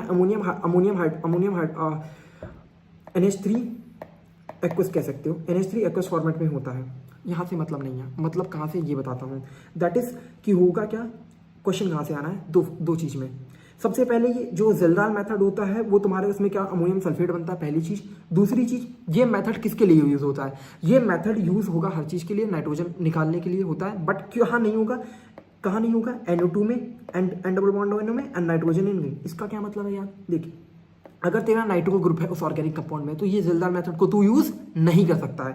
बेसिकली ज़ेल्दाल मेथड अगर मान लीजिए, जैसे ये बना दिया, बेंजीन बना के यहाँ पर NO2 लगा दिया, दिस इज। अब पूछेगा यहाँ पर क्या ज़ेल्दाल मेथड लग सकता है, नहीं लग सकता। नंबर ऑफ में पूछ सकता है, कितने नंबर किसमें ज़ेल्दाल यूज़ कर सकते हो, तो NO2 में नहीं यूज़ होगा जहाँ पर NO2 ग्रुप हो। सेकंड पॉइंट है एजो कंपाउंड, जो कि नाइट्रोजन डबल बॉन्डेड नाइट्रोजन हो, उसमें नहीं यूज़ करना है। Nitrogen in ring, nitrogen in ring का मतलब जैसे ये देख ले, इस तरह हो कोई कंपाउंड, ये इस तरह, नाइट्रोजन अगर रिंग में है तब नहीं यूज़ करना है। तीन चीज़ें हैं, कहाँ पर ज़ेल्दाल नहीं यूज़ करेगा, पहली चीज़ NO2 में, मतलब NO2 वाले में हो गया। सेकंड पॉइंट है N डबल बॉन्ड N में, एजो कंपाउंड में। थर्ड नाइट्रोजन इन रिंग में। इन तीनों में तेरे को यूज़ नहीं करना है ज़ेल्दाल।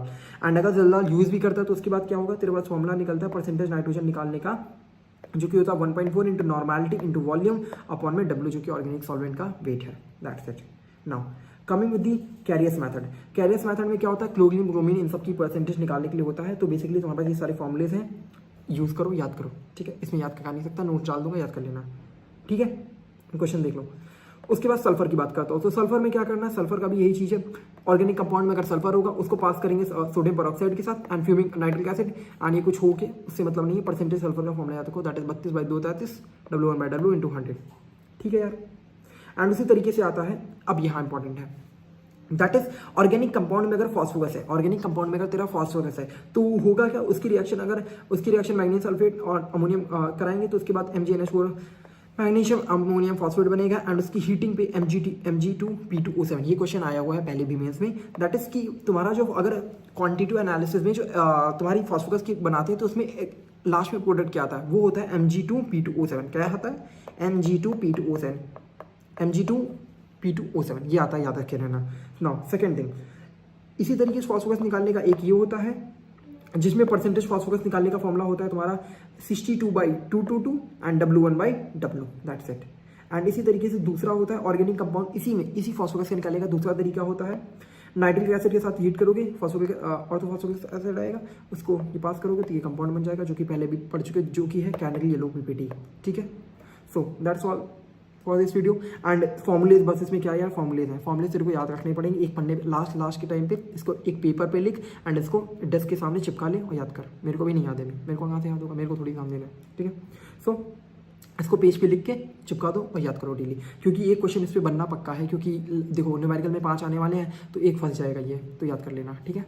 Bye bye. So starting with the lecture of POC, जिसमें सारी चीजें कवर करने वाले, whether it is qualitative and quantitative, सब कुछ फॉर्मूले से लेके जो भी क्वेश्चन आ सकते हैं वो सारी चीजें याद भी करा दूंगा एंड नोट्स डिस्क्रिप्शन में होंगे, चेक कर लेना।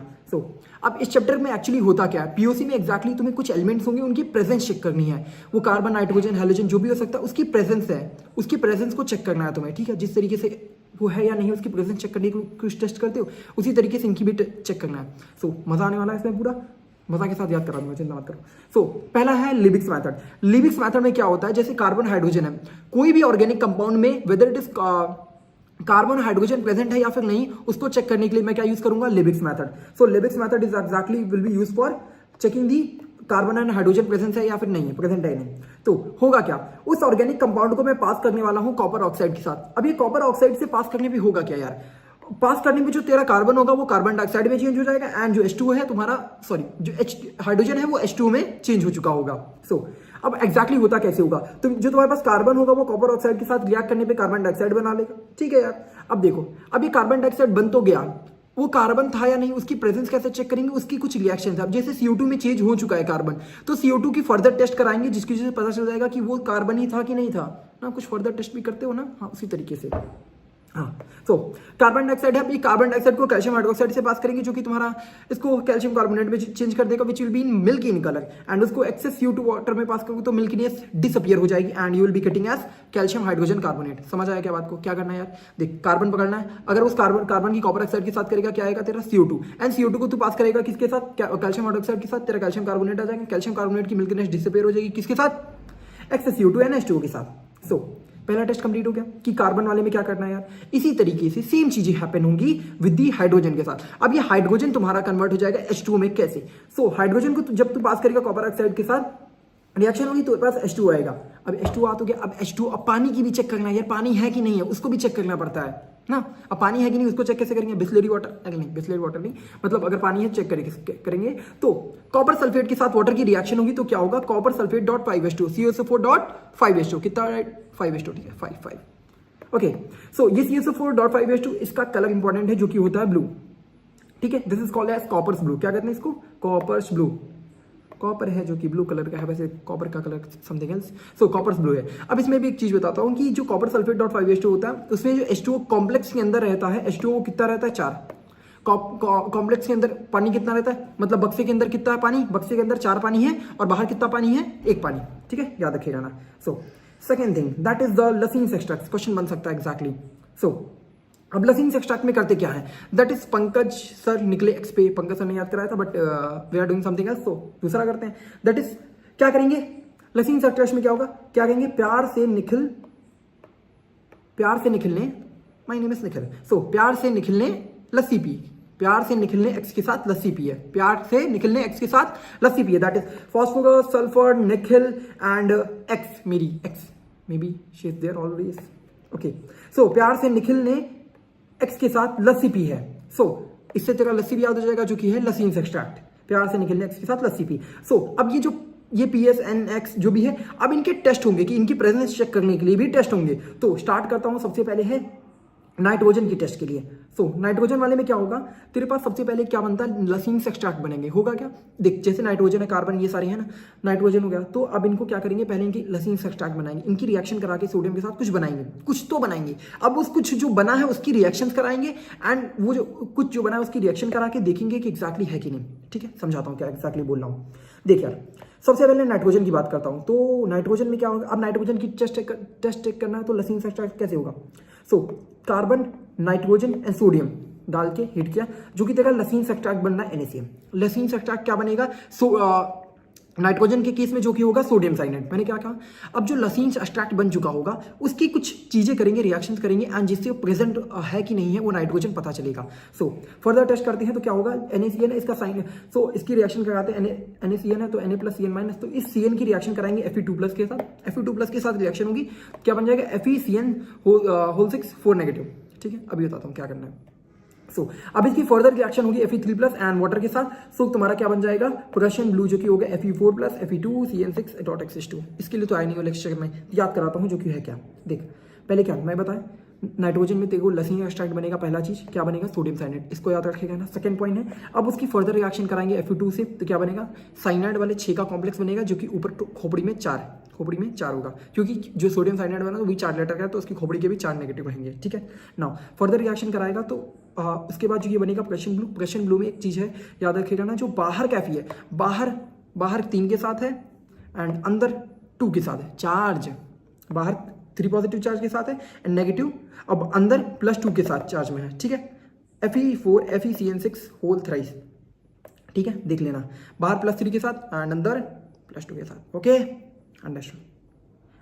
ओके, 32 याद रखिएगा। Now coming to the second part, अब हेलोजेंस के साथ याद, पंकज सर निकले एक्स के साथ, नहीं वो नहीं है, प्यार से निखिल ने एक्स को लस्सी पिलाई है। सो प्यार से निखिल ने एक्स को लस्सी पिलाई, तो अब एक्स की बात करते हैं जो कि हो सकता है Cl ब्रोमाइड आइडाइड। तो करना क्या है, सबसे पहले लसीन एक्सट्रैक्ट बनाया, जैसे सोडियम साइनाइड वहाँ लसीन एक्सट्रैक्ट बना था, इसी तरीके से हेक्स में लसीन एक्सट्रैक्ट क्या बनेगा, NaX जो कि होगा NaCl NaBr NaI, वो है ना। अब इसमें से जो NaX बना है इसका X माइनस की रिएक्शन तो कराएगा सिल्वर नाइट्रेट के साथ। अब सिल्वर नाइट्रेट के साथ रिएक्शन कराएगा तो होगा क्या, तेरे जैसे मान ले NaCl था तो NaCl इसके साथ रिएक्शन करेगा। बेसिकली जस्ट मैं ले लेता हूँ, जैसे मान ले NaCl था, ठीक है। अब NaCl की रिएक्शन सिल्वर नाइट्रेट के साथ होगी, क्या हो जाएगा, सोडियम नाइट्रेट बन जाएगा and you will be left with AgCl AgBr AgI, ठीक है।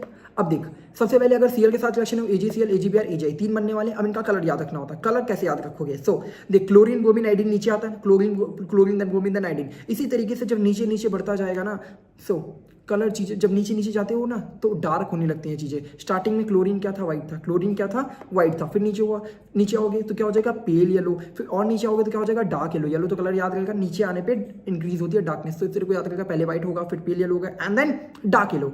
आई होप समझ आ गया होगा। Now coming to the third thing यार, अब आता है ना क्या निकल क्या था मेरे पास, प्यार से, तो उससे वाली बात आती है जो कि है सल्फर।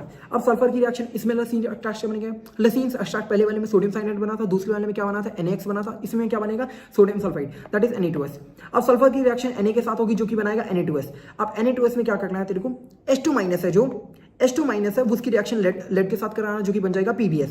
मैंने क्या बताया था, जो लसीन एक्सट्रैक्ट बना है, लसीन एक्सट्रैक्ट तेरा क्या है, Na2S। अब जो लसीन एक्सट्रैक्ट बना है उसके तू किसी के साथ रिएक्शन करेगा और चेक करेगा ना, तो तूने जैसे इसमें चेक किया था Ag तरीके से, इसी तरीके से रिएक्शन जो Na2S बना है, Na2S में सल्फर किस फॉर्मेट में, H2 नेगेटिव फॉर्मेट में, ठीक है। सो अब ये H2 नेगेटिव है तो अब इसकी रिएक्शन तो किसी के साथ कराएगा एंड वो कुछ कलर दे रहा होगा जिसकी वजह से तुझे पता चलेगा कि वो सल्फर ही था। सो अब इस H2 नेगेटिव की रिएक्शन तो लेड +2 के साथ करेगा जो कि हो जाएगा तेरा PbS, जो कि होगा ब्लैक कलर में, क्या हो जाएगा, PbS ब्लैक कलर में, जो कि तेरा प्रेजेंस इंडिकेट करेगा सल्फर की। सो यार कमिंग विद द सेकंड वाला, तो देख सल्फर वाली PbS बन जाएगा, देन दूसरा हो जाएगा sodium nitroprusside test. Sodium nitroprusside test में दूसरा वाला क्या है, जो कि तू Na2S की रिएक्शन करेगा किसके साथ, Na2FeCN5NO के साथ। सो बेसिकली होगा क्या, देख यहां पर जो Na है ये Na2S हो जाएगा एंड Na2S की रिएक्शन किसके साथ कराएगा तू, Na2FeCN, तो ये Na 2 जोड़ देना, Na4 हो जाएगा and then Fe and then CN5, FeCN6 कर देना, साइनाइड का एडिशन एंड देन यहाँ पर NO, फिर उसके बाद NOS जो कि सल्फर आ जाएगा। तो बेसिकली याद क्या रखना है तेरे को, एग्जैक्टली जो वायलेट कलर का बनता है सोडियम नाइट्रोक्साइड में वो एग्जैक्टली है क्या, क्या याद रखना है, जो नाइट्रोक्साइड टेस्ट में जो लास्ट में प्रोडक्ट बनता है जो कि वायलेट कलर का है वो एग्जैक्टली है क्या, उसका जो कि है तुम्हारा Na4, सबसे पहले चार Na लेना, then Fe and then CN6 and then NOS। बताता हूँ कैसे, Na4 Na4 FeCN6 NOS, ठीक है, याद रखेगा ना यार, इतना इसमें क्या, अब इसको थोड़ी याद करा सकते हैं, ट्राई करेंगे मे भी फ्यूचर में कभी याद करा पाए इस चीज़ को भी। नाउ ठीक है, सल्फर वाला कंप्लीट हो गया। Now coming with the next one, that is अब देख होगा क्या, अगर जैसे मैंने चेक किया अभी नाइट्रोजन का अलग था, हेलोजन का अलग था, दोनों क्या और सल्फर का अलग था, तब मान ले तेरे पास सल्फर, नाइट्रोजन एंड कार्बन ये सारे प्रेजेंट हो एक साथ, नाइट्रोजन सल्फर कार्बन ये एक साथ प्रेजेंट हो, तब क्या करेगा, सारे के सारे एक साथ प्रेजेंट होंगे तो क्या करेगा, तो उसमें उसकी प्रेजेंस को चेक करने के लिए हम लोग क्या करते हैं, इसका ऑल टुगेदर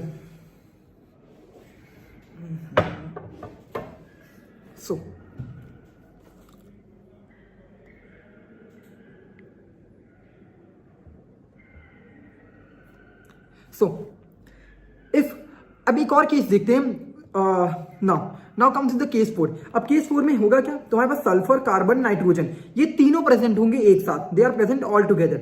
अगर ये सारे एक साथ प्रेजेंट होंगे तो उनका लसीन एक्सट्रैक्ट क्या बनेगा, so basically sulphur carbon nitrogen and sodium, तो इसका जो लसीन एक्सट्रैक्ट बनेगा वो बनेगा सोडियम सल्फर साइनाइड NaSCN।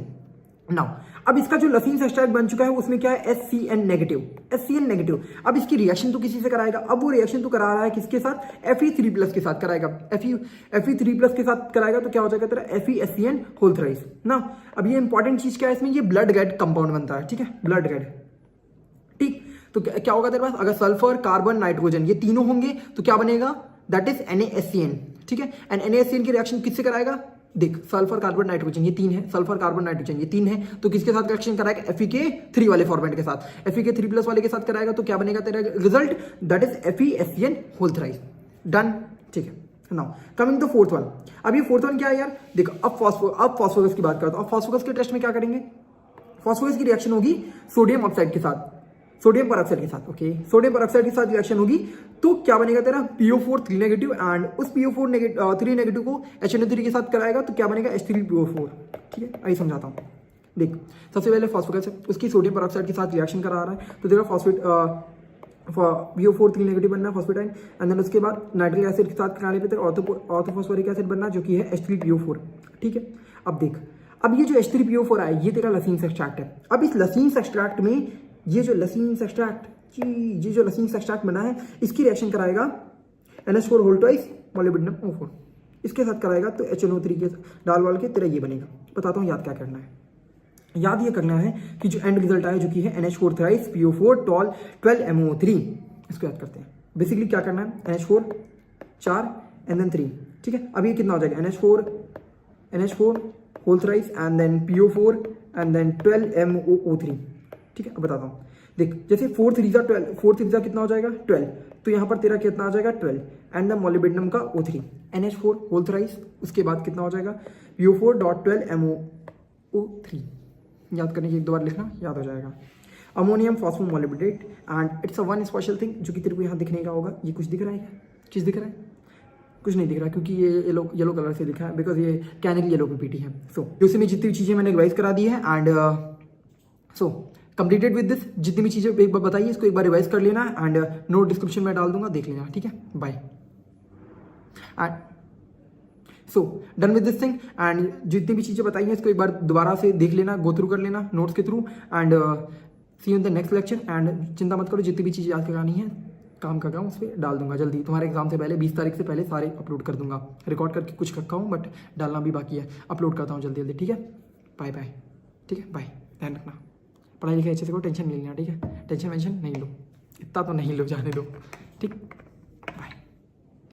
इस लेक्चर में पूरा का पूरा आइसोमर देखने वाले हैं, whether is coordination, geometrical, optical, कोई भी हो, एंड उसके पूरा का पूरा याद कराऊंगा लेक्चर के अंदर ही। So stay tune with this lecture, अंत तक याद करा दूंगा, एंड जो भी क्वेश्चन आने वाला हो जाएगा इससे, ठीक है। सो सबसे पहले यार देख, आइसोमेरिज्म में वी हैव आइसोमेरिज्म डिफरेंट है। सबसे पहले कोऑर्डिनेशन, हाइड्रेट, लिंकेज, आयनाइजेशन, ये 4 आइसोमर है बेसिकली। इसमें होगा क्या, तेरे पास दो गिवन है कि कौन सा पेयर ये आइसोमर है या फिर नहीं, इस तरह पूछते हैं। सो सबसे पहले देख कोऑर्डिनेशन आइसोमर क्या होता है। कोऑर्डिनेशन आइसोमर में तेरे पास 2 डिफरेंट स्फीयर्स होंगे। क्या होंगे तेरे पास, 2 डिफरेंट स्फीयर्स होंगे, 2 डिफरेंट कोऑर्डिनेशन स्फीयर्स होंगे, एंड उसमें जो सेंट्रल एटम है वो चेंज हो रहा होगा। दैट मीन्स अगर CrNH3 6 है, COCN 6 है, तो होगा क्या, जो CO के साथ CN 6 है उसकी जगह जो इसका ये वाला है ये वाला आ जाएगा। दैट इज मैं लिख दूंगा क्या, NH3 का होल 6, एंड इसका इसके साथ एक्सचेंज हो चुका, क्या हो जाएगा, CR के साथ CN का होल 6। सो बेसिकली जो कोऑर्डिनेशन स्पेयर है उनका जो सेंट्रल मेटल है वो चेंज हो रहा है। That will be a coordination isomer. Now coming with the hydrate isomer. Hydrate isomer में क्या होता है, हाइड्रेट आइसोमर में दैट कम्स, अभी देख हाइड्रेट में क्या होगा, हाइड्रेट में H2O होता है ना, तो बेसिकली H2O वाले में जब H2O लीगेंड की तरह और वाटर ऑफ क्रिस्टलाइजेशन दोनों की तरह बिहेव करे तो तेरा क्या हो जाएगा, हाइड्रेट आइसोमर, ठीक है। जैसे देख CrH2O6 Cl3 है, ठीक है। तो इसमें देख अब इस तरीके से है, एंड ये वाला आइसोमर देख, दोनों में एक क्या किया मैंने, बस एक H2O बाहर निकाल दिया, एक H2O बाहर निकाल दिया, और एक Cl अंदर दे दिया है। तो बेसिकली पहले जो H2O था इस वाले कॉम्प्लेक्स में वो एक लिगेंड की तरह काम कर रहा था, बट इस वाले में क्या कर रहा है, वाटर ऑफ क्रिस्टलाइजेशन की तरह काम कर रहा है। दैट मीन्स जब तुम्हारा H2O it is acting both as a ligand and a crystallisation, water of crystallisation, तो वो तुम्हारा क्या होगा, हाइड्रेट आइसोमर होगा, ठीक है। Third, linkage isomer. ये लिंकेज वाला क्या, लिंकेज वाला एक ऐसा है 2 मुंह सांप की तरह, दैट मीन्स 2 हेड्स हैं, and another example you take it. So ambient linkage होगा, उसमें क्या होता है देख, जैसे बेसिकली अगर NO2 को देख तो NO2 वाले में क्या हो जाएगा, नाइट्रोजन भी डोनेट कर सकता है एंड ऑक्सीजन भी डोनेट कर सकता है अपना lone pair. So basically ambient linkage में यही होगा तेरा, दैट इज NO2 वाला हो गया जिसमें दोनों तरफ से डोनेट हो सकता है, वो वाले किस में आएंगे, लिंकेज आइसोमर में। Now coming the ionisation isomer, इसमें क्या होगा यार, बेसिकली अंदर बाहर वाले चेंज हो रहे होंगे एक दूसरे में, बस और कुछ नहीं है, ठीक है। सो ये वाला कंप्लीट होता है। नाउ जो सबसे इंपॉर्टेंट चीज़ है जो कि याद करने वाला पार्ट है, that is geometrical isomer and optical isomer, basically जो जिसके लिए आई थिंक ये लेक्चर देख रहे होगे ना। सबसे पहले बात करता हूँ ज्योमेट्रिकल आइसोमर में, बहुत इंपॉर्टेंट है, पूरा याद करने की कोशिश करता हूँ, देखना। सबसे पहले ज्योमेट्रिकल आइसोमर में दो देखेंगे हम लोग, देखेंगे कोऑर्डिनेशन नंबर 4 और कोऑर्डिनेशन नंबर 6 में, ज्योमेट्रिकल एंड ऑप्टिकल दोनों। स्टार्ट करता हूँ, बिल्कुल ध्यान से सुनना। सबसे पहले देख कोऑर्डिनेशन नंबर 4, दैट मीन्स जिसमें 4 वाले होंगे, दैट इज MABCD, ये वाले होंगे ना, मेटल है एंड 4 लिगेंड्स हैं। सो उस कोऑर्डिनेशन नंबर 4 वाले में क्या ज्योमेट्रिकल एग्जिस्ट करेगी या नहीं, पहले ये देखो। तो देखो, अगर कोऑर्डिनेशन नंबर 4 है तो दैट कैन बी टेट्राहेड्रल और दी स्क्वायर प्लेनर। दैट मींस अगर मेरे पास कोऑर्डिनेशन नंबर 4 है तो वो दो तरीके से एग्जिस्ट कर सकता है, दैट इज टेट्राहेड्रल एग्जिस्ट कर जाए या फिर स्क्वायर प्लेनर एग्जिस्ट कर जाए। ठीक है यार, इतना समझ आ गया? या तो टेट्राहेड्रल एग्जिस्ट करेगा या तो स्क्वायर प्लेनर एग्जिस्ट करेगा, इतना क्लियर ना। अब बेसिकली एक तरह से बिल्कुल लफड़ा हटा देता हूँ, दैट इज टेट्राहेड्रल अगर ज्योमेट्री हुई, टेट्राहेड्रल ज्योमेट्री हुई कोऑर्डिनेशन नंबर 4 में, टेट्राहेड्रल ज्योमेट्री हुई कोऑर्डिनेशन नंबर 4 में, तो तेरा क्या होगा, एग्जिस्ट ही नहीं करेगा ज्योमेट्रिकल आइसोमर। क्यों नहीं करेगा यार? जस्ट बिकॉज उसके जो बॉन्ड एंगल्स अगर तू देखेगा, एंगल जो एंगल कैलकुलेट करेगा वो चारों में सेम आ रहा होगा, दैट मीन्स एग्जिस्ट नहीं करता है। ठीक है, now coming with the square planar, मतलब टेट्राहेड्रल में एग्जिस्ट नहीं करेगा कोऑर्डिनेशन नंबर 4 में। Now coming with the square planar, square planar में भी अब बताता हूँ, याद करना है। दैट इज देख स्क्वायर प्लेनर में क्या होगा, सबसे पहले अगर तू देख मेटल है A4 that means A, that means तेरे को इनमें से बस इसकी पोजीशन चेंज करनी है। अगर पोजीशन ए की चेंज करने की वजह से, अगर पोजीशन ए की चेंज करने की वजह से अगर डिफरेंट कंपाउंड तेरे को मिल रहा है, मतलब डिफरेंट स्ट्रक्चर मिल रहा है, तो वो तेरा क्या हो जाएगा, ज्योमेट्रिकल आइसोमर में कैलकुलेट माना जाएगा। बट अगर तू ए को चाहे इस ए को किधर भी इधर इनमें से चेंज करेगा तो क्या तेरे को नया मिलेगा स्ट्रक्चर? नहीं। दैट मीन्स MA4 जो वाला है वो स्क्वायर प्लेनर ज्योमेट्री में कोऑर्डिनेशन वो ज्योमेट्रिकल आइसोमर शो नहीं करेगा। अगर A3B में बात करूँ तो क्या हो गया, जैसे देख A3B मतलब A एंड B। अब क्या करेगा, तो B यहाँ की जगह यहाँ कर लेता। दैट मीन्स अगर मैं कहता हूँ MA एंड B, अगर ये B यहाँ ना हो कि यहाँ होता तो क्या होता, यहाँ B कर दे यहाँ A कर दे, तो क्या डिफरेंस बना, कुछ बना डिफरेंस? नहीं। दैट मीन्स नई ज्योमेट्री नहीं बन रही है, नई ज्योमेट्री नहीं बन रही है। दैट मीन्स तेरा वो geometrical isomer that means MA4 में भी नहीं एग्जिस्ट करेगा, MA4 में भी नहीं एग्जिस्ट करेगा, MA3B में भी एग्जिस्ट नहीं करेगा। इतना समझ आया क्या तेरे को? ठीक है ना। Coming with MA2B2, that means अब देखो इसमें होता, इसमें एग्जिस्ट करता है, दैट इज MAB2 में एग्जिस्ट करेगा। क्यों? क्योंकि अब देख एक ये हो सकता है, एक दूसरा हो सकता है, MA यहाँ हो, B यहाँ हो एंड तेरा A यहाँ पर हो एंड B यहाँ पर हो, दो तरीके के हो गए तेरे ना, तो इसमें एग्जिस्ट कर दिया। इसी तरीके से बस समझ आ गया ना। अब बस याद कराऊंगा, अब बस यहाँ से याद कराने वाला हूँ, सारे के सारे याद करो। ठीक है, अब ज़्यादा टाइम है नहीं तो याद करने वालों का शुरू करते हैं। देख सबसे इतना समझ आ गया ना। पहली बात है कितने में होगा, 4 में होने वाला है। देख 4 वाले कोऑर्डिनेशन नंबर जो कि स्क्वायर प्लेनर है, 4 कोऑर्डिनेशन नंबर में जो कि है स्क्वायर प्लेनर, उसमें क्या होगा MA2B2 MA2BC एंड ABCD और ये सारी बात बताता हूँ कैसे। देख सबसे पहले A3B में एग्जिस्ट नहीं करेगा ना, ठीक है। अब A3B को तोड़ जरा, क्या लिख सकता है A2B2, ठीक, A2B2 दैट मीन्स अब A3B था, अब इसको और तोड़ A2B2 कर दे ना। अगर बाद में तोड़ना क्या कर दे, A2BC कर देगा, फिर ना और तोड़ना तो क्या MABCD कर देगा। अब इन चारों का देखना, तो देख सबसे पहले A2B2 में एग्जिस्ट करता है, कितने आइसोमर होंगे, 2। उसके बाद B2 को तोड़ा BC में, कितने आइसोमर एग्जिस्ट करेंगे, 2। और A2 को फिर से तोड़ दिया ABCD में, कितने एग्जिस्ट करेंगे, 3। दैट मीन्स तेरे को बस याद रखना है 2 2 3 इधर एंड MA में होल ट्वाइस भी नहीं एग्जिस्ट करता है और MAB ट्वाइस में क्या होता है, MAB अगर तेरा पास ट्वाइस MAB वाला ये वाला है तो वो 2 आइसोमर में एग्जिस्ट करेगा। ठीक है, याद हो गया ना। अब आता है ज्योमेट्रिकल आइसोमर कंप्लीट होता है किसके लिए, कोऑर्डिनेशन नंबर 4 के लिए। किसके लिए, कोऑर्डिनेशन नंबर 4 के लिए यहाँ तेरा कंप्लीट हो गया। Now coming with the geometrical isomer of the coordination number 6। Coordination number 6 में तेरा क्या होता है, ऑक्टाहेड्रल ज्योमेट्री होगी। क्या होगी, कोऑर्डिनेशन नंबर 4 में ऑक्टाहेड्रल ज्योमेट्री होती है। कोऑर्डिनेशन नंबर 4 में क्या होती है, ऑक्टाहेड्रल ज्योमेट्री। अब इनमें आइसोमर में कितने बनेंगे, देख इतना याद हो, MA2B2 ये सब 2 2 3 2, ठीक। अब देखना कोऑर्डिनेशन नंबर 6 में ऑक्टाहेड्रल ज्योमेट्री में। अब देखो सबसे पहले स्टार्ट करते हैं A4B2, सबसे पहले तेरे को लिखना है। अब देख मैं एक बात बता, MA6 में बनेगा, नहीं बनेगा। A5B में बनेगा, नहीं बनेगा। क्यों? क्योंकि यार B की एक पोजीशन चेंज करेगा, कोई मतलब नहीं है। नाउ स्टार्ट होता है A4B2 से। क्यों स्टार्ट होगा पता है, क्यों A6 में नहीं बनता, A5B में नहीं बनता है। MA4B2 से स्टार्ट होगा एंड इसको A4B2 लिखा, फिर क्या करेगा, B2 को तोड़ दे BC में। पहले बताता हूँ लिखना कैसे, फिर याद कराता हूँ। अब A4BC हो गया। अब चलो A4 को क्या लिख सकता है, A4 को सबसे पहले, अब ये A4B2 था, अब इसको A4 वाले को कम कर A3B3 लिख।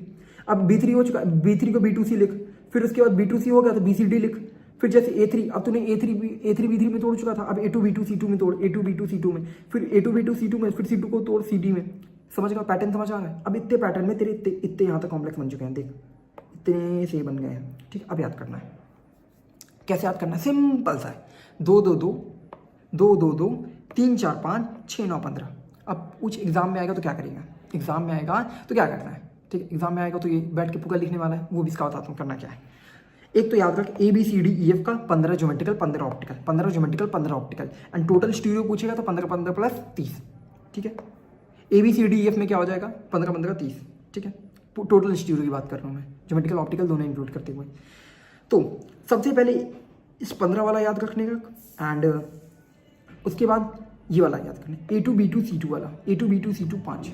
ठीक है, एंड ऊपर देख लेना यार, जब देखो अगर क्वेश्चन में आता है, अगर 4 नंबर का क्वेश्चन है, अगर फिजिकल का क्वेश्चन की तुम पूरी कैलकुलेशन लिख सकते हो, तो अगर तुम्हारे अगर ये आता है कि कितने नंबर ऑफ ऑक्टाइड ज्योमेट्री है इन सब में, कि कितने ज्योमेट्रिकल आइसोमर बन सकते हैं, तो तुम इसको लिख सकते हो, ऐसा कोई वो नहीं है। तुम A4 बस ऐसे लिखो, जैसे पूछ लेते रहेगा A3 B2 C, तो बस यह लिखना A4 लिखना है, A4 B2 लिखना है, बस कितना था 2 2 2 था, फिर 2 3 4 5, बस इसी तरह 2 2 2 3 4 5 2 2 2 2 3 बार लिख, फिर 3 4 5, फिर 6 में क्या जोड़ो जो 15 है 9, 70 में क्या जोड़ो 77, वो पुकी बाबा ना वो सबका नहीं छोड़। ठीक है, 2 2 2 3 4 5 6 9 15। ठीक है, इतना हो गया ना। अब 3 और है, that is MA whole twice B2, फिर B2 को तोड़ दिया BC में, एंड BC फिर MA whole AB whole thrice, जो कि 2 2 2 है। ठीक है, बेसिकली तेरे को याद रखना, अगर एग्जिस्ट करता है दैट मीन उसमें 2 होगा ज्योमेट्रिकल, इतना। ठीक ना, अब एक इंपॉर्टेंट चीज़ होती है जो कि MA3 B3 के बारे में है। MA3 B3 के बारे में कुछ चीज़ है, दैट इज फेशियल और मैग्नेटोनियल। अब बताता हूँ है क्या। AB3 का जो MA3 B3 का जब तू स्ट्रक्चर देखेगा तो उसमें इस तरीके की चीज़ होती है, दैट इज A3 B3 जब बनाएगा ना, तो एक चीज़ होगी, अगर जो 3 डिफरेंट A तेरे 3 जो A हैं, अगर वो एक ही प्लेन में एग्जिस्ट करते हैं, 3 जो तेरे A हैं अगर एक ही प्लेन में एग्जिस्ट करेंगे तो उसको कहते हैं मैग्नेटोनियल। क्या कहते हैं? मैग्नेटोनियल। मैग्नेटोनियल यार, अगर एक ही साथ रहते हैं ना, फैमिली में एक ही साथ सब लोग रहते हैं ना, तो वो मैरी वाली फीलिंग नहीं आता। हाँ अच्छा चलो, अगर एक साथ रहते हैं दैट मीन्स मैरी हो चुकी, शादी हो चुकी है, मैरी। ठीक है, इफ़ दे हैव मैरिड तो साथ में क्या कहें, दैट मीन एक प्लेन में है, एक ही छत के नीचे है, तो वो मैग्नेटोनियल है। एंड अगर डिफरेंट प्लेन्स में है तो उसे कहेंगे फेशियल। क्या कहेंगे? फेशियल। डिफरेंट प्लेन्स में मतलब डिफरेंट एक नीचे रह रहा है, एक ऊपर रह रहा है, तो एक दूसरे को शक्ल दिखाना बनता नहीं है, तो दैट इज फेशियल। मतलब MA3 B3 की बात जब मैं करता हूँ तो उसमें जो 2 ज्योमेट्रिकल आइसोमर बनते हैं, दैट इज एक उसमें से फेशियल होता है, एक मैग्नेटोनियल होता है। मैग्नेटोनियल मतलब सेम प्लेन में बनना होगा, फेशियल मतलब 2 डिफरेंट प्लेन्स में बनना है। ठीक है, now coming with the optical isomer. Optical isomer में भी किसी तरह ऑप्टिकल आइसोमर इन्हीं स्ट्रक्चर का तुम्हें ऑप्टिकल आइसोमर भी याद करना है, जैसे 2 2 2 था, 3 4 5 6 9 15, उसी तरीके से ये है 4 बार 0 1 1 2 6 15, 4 बार 0 1 1 2 6 15, 4 बार 0 1 1 2 6 15। ठीक है, 15 वाला याद रखना, ABCDEF वाले में 15 होता है, एंड दैट इज ठीक। एंड एक और चीज़, एक आग्नेय पॉइंट। अब ये आग्नेय पॉइंट क्या है? देखिए होल ट्वाइस की बात करता हूँ, दैट इज कौन सा वाले की बात कर रहा हूँ यार मैं? MAA ऑथराइज की बात करता हूँ। This does not exhibit geometrical isomer. Question आएगा, मतलब MAE3 वाला तेरा ज्योमेट्रिकल आइसोमर एग्जिबिट नहीं करता बट ऑप्टिकल एग्जिबिट करता है। ये चीज़ याद रखे रहना, ज्योमेट्रिकल एग्जिबिट नहीं करता बट ऑप्टिकल एग्जिबिट करता है, दैट्स इट। ये पॉइंट याद रखे रहना है। ठीक है, सो दैट वाज इतना। ठीक है, बस एक बार इसको आई थिंक मैं तो कहता हूँ एक बार आई थिंक मैं इसको PDF में दे दूंगा, प्रिंट आउट अगर बगल में प्रिंट आउट निकलवा लेना, जितनी भी मतलब लास्ट टाइम पे लेक्चर लिया हूँ, रिकॉर्ड निकलवा के इसको लगा लो, याद हो जाएगा आई थिंक। देख 2 2 2 3 4 5 6 9 15, 4 बार 0 1 1 2 6 15, दैट्स इट। MA में ये वाला पॉइंट याद रखेगा, आगने वाला पॉइंट याद रखेगा ना, एंड फेशियल मैग्नेटोनियल वाला खत्म है, इतना ही है। ठीक है, बाय।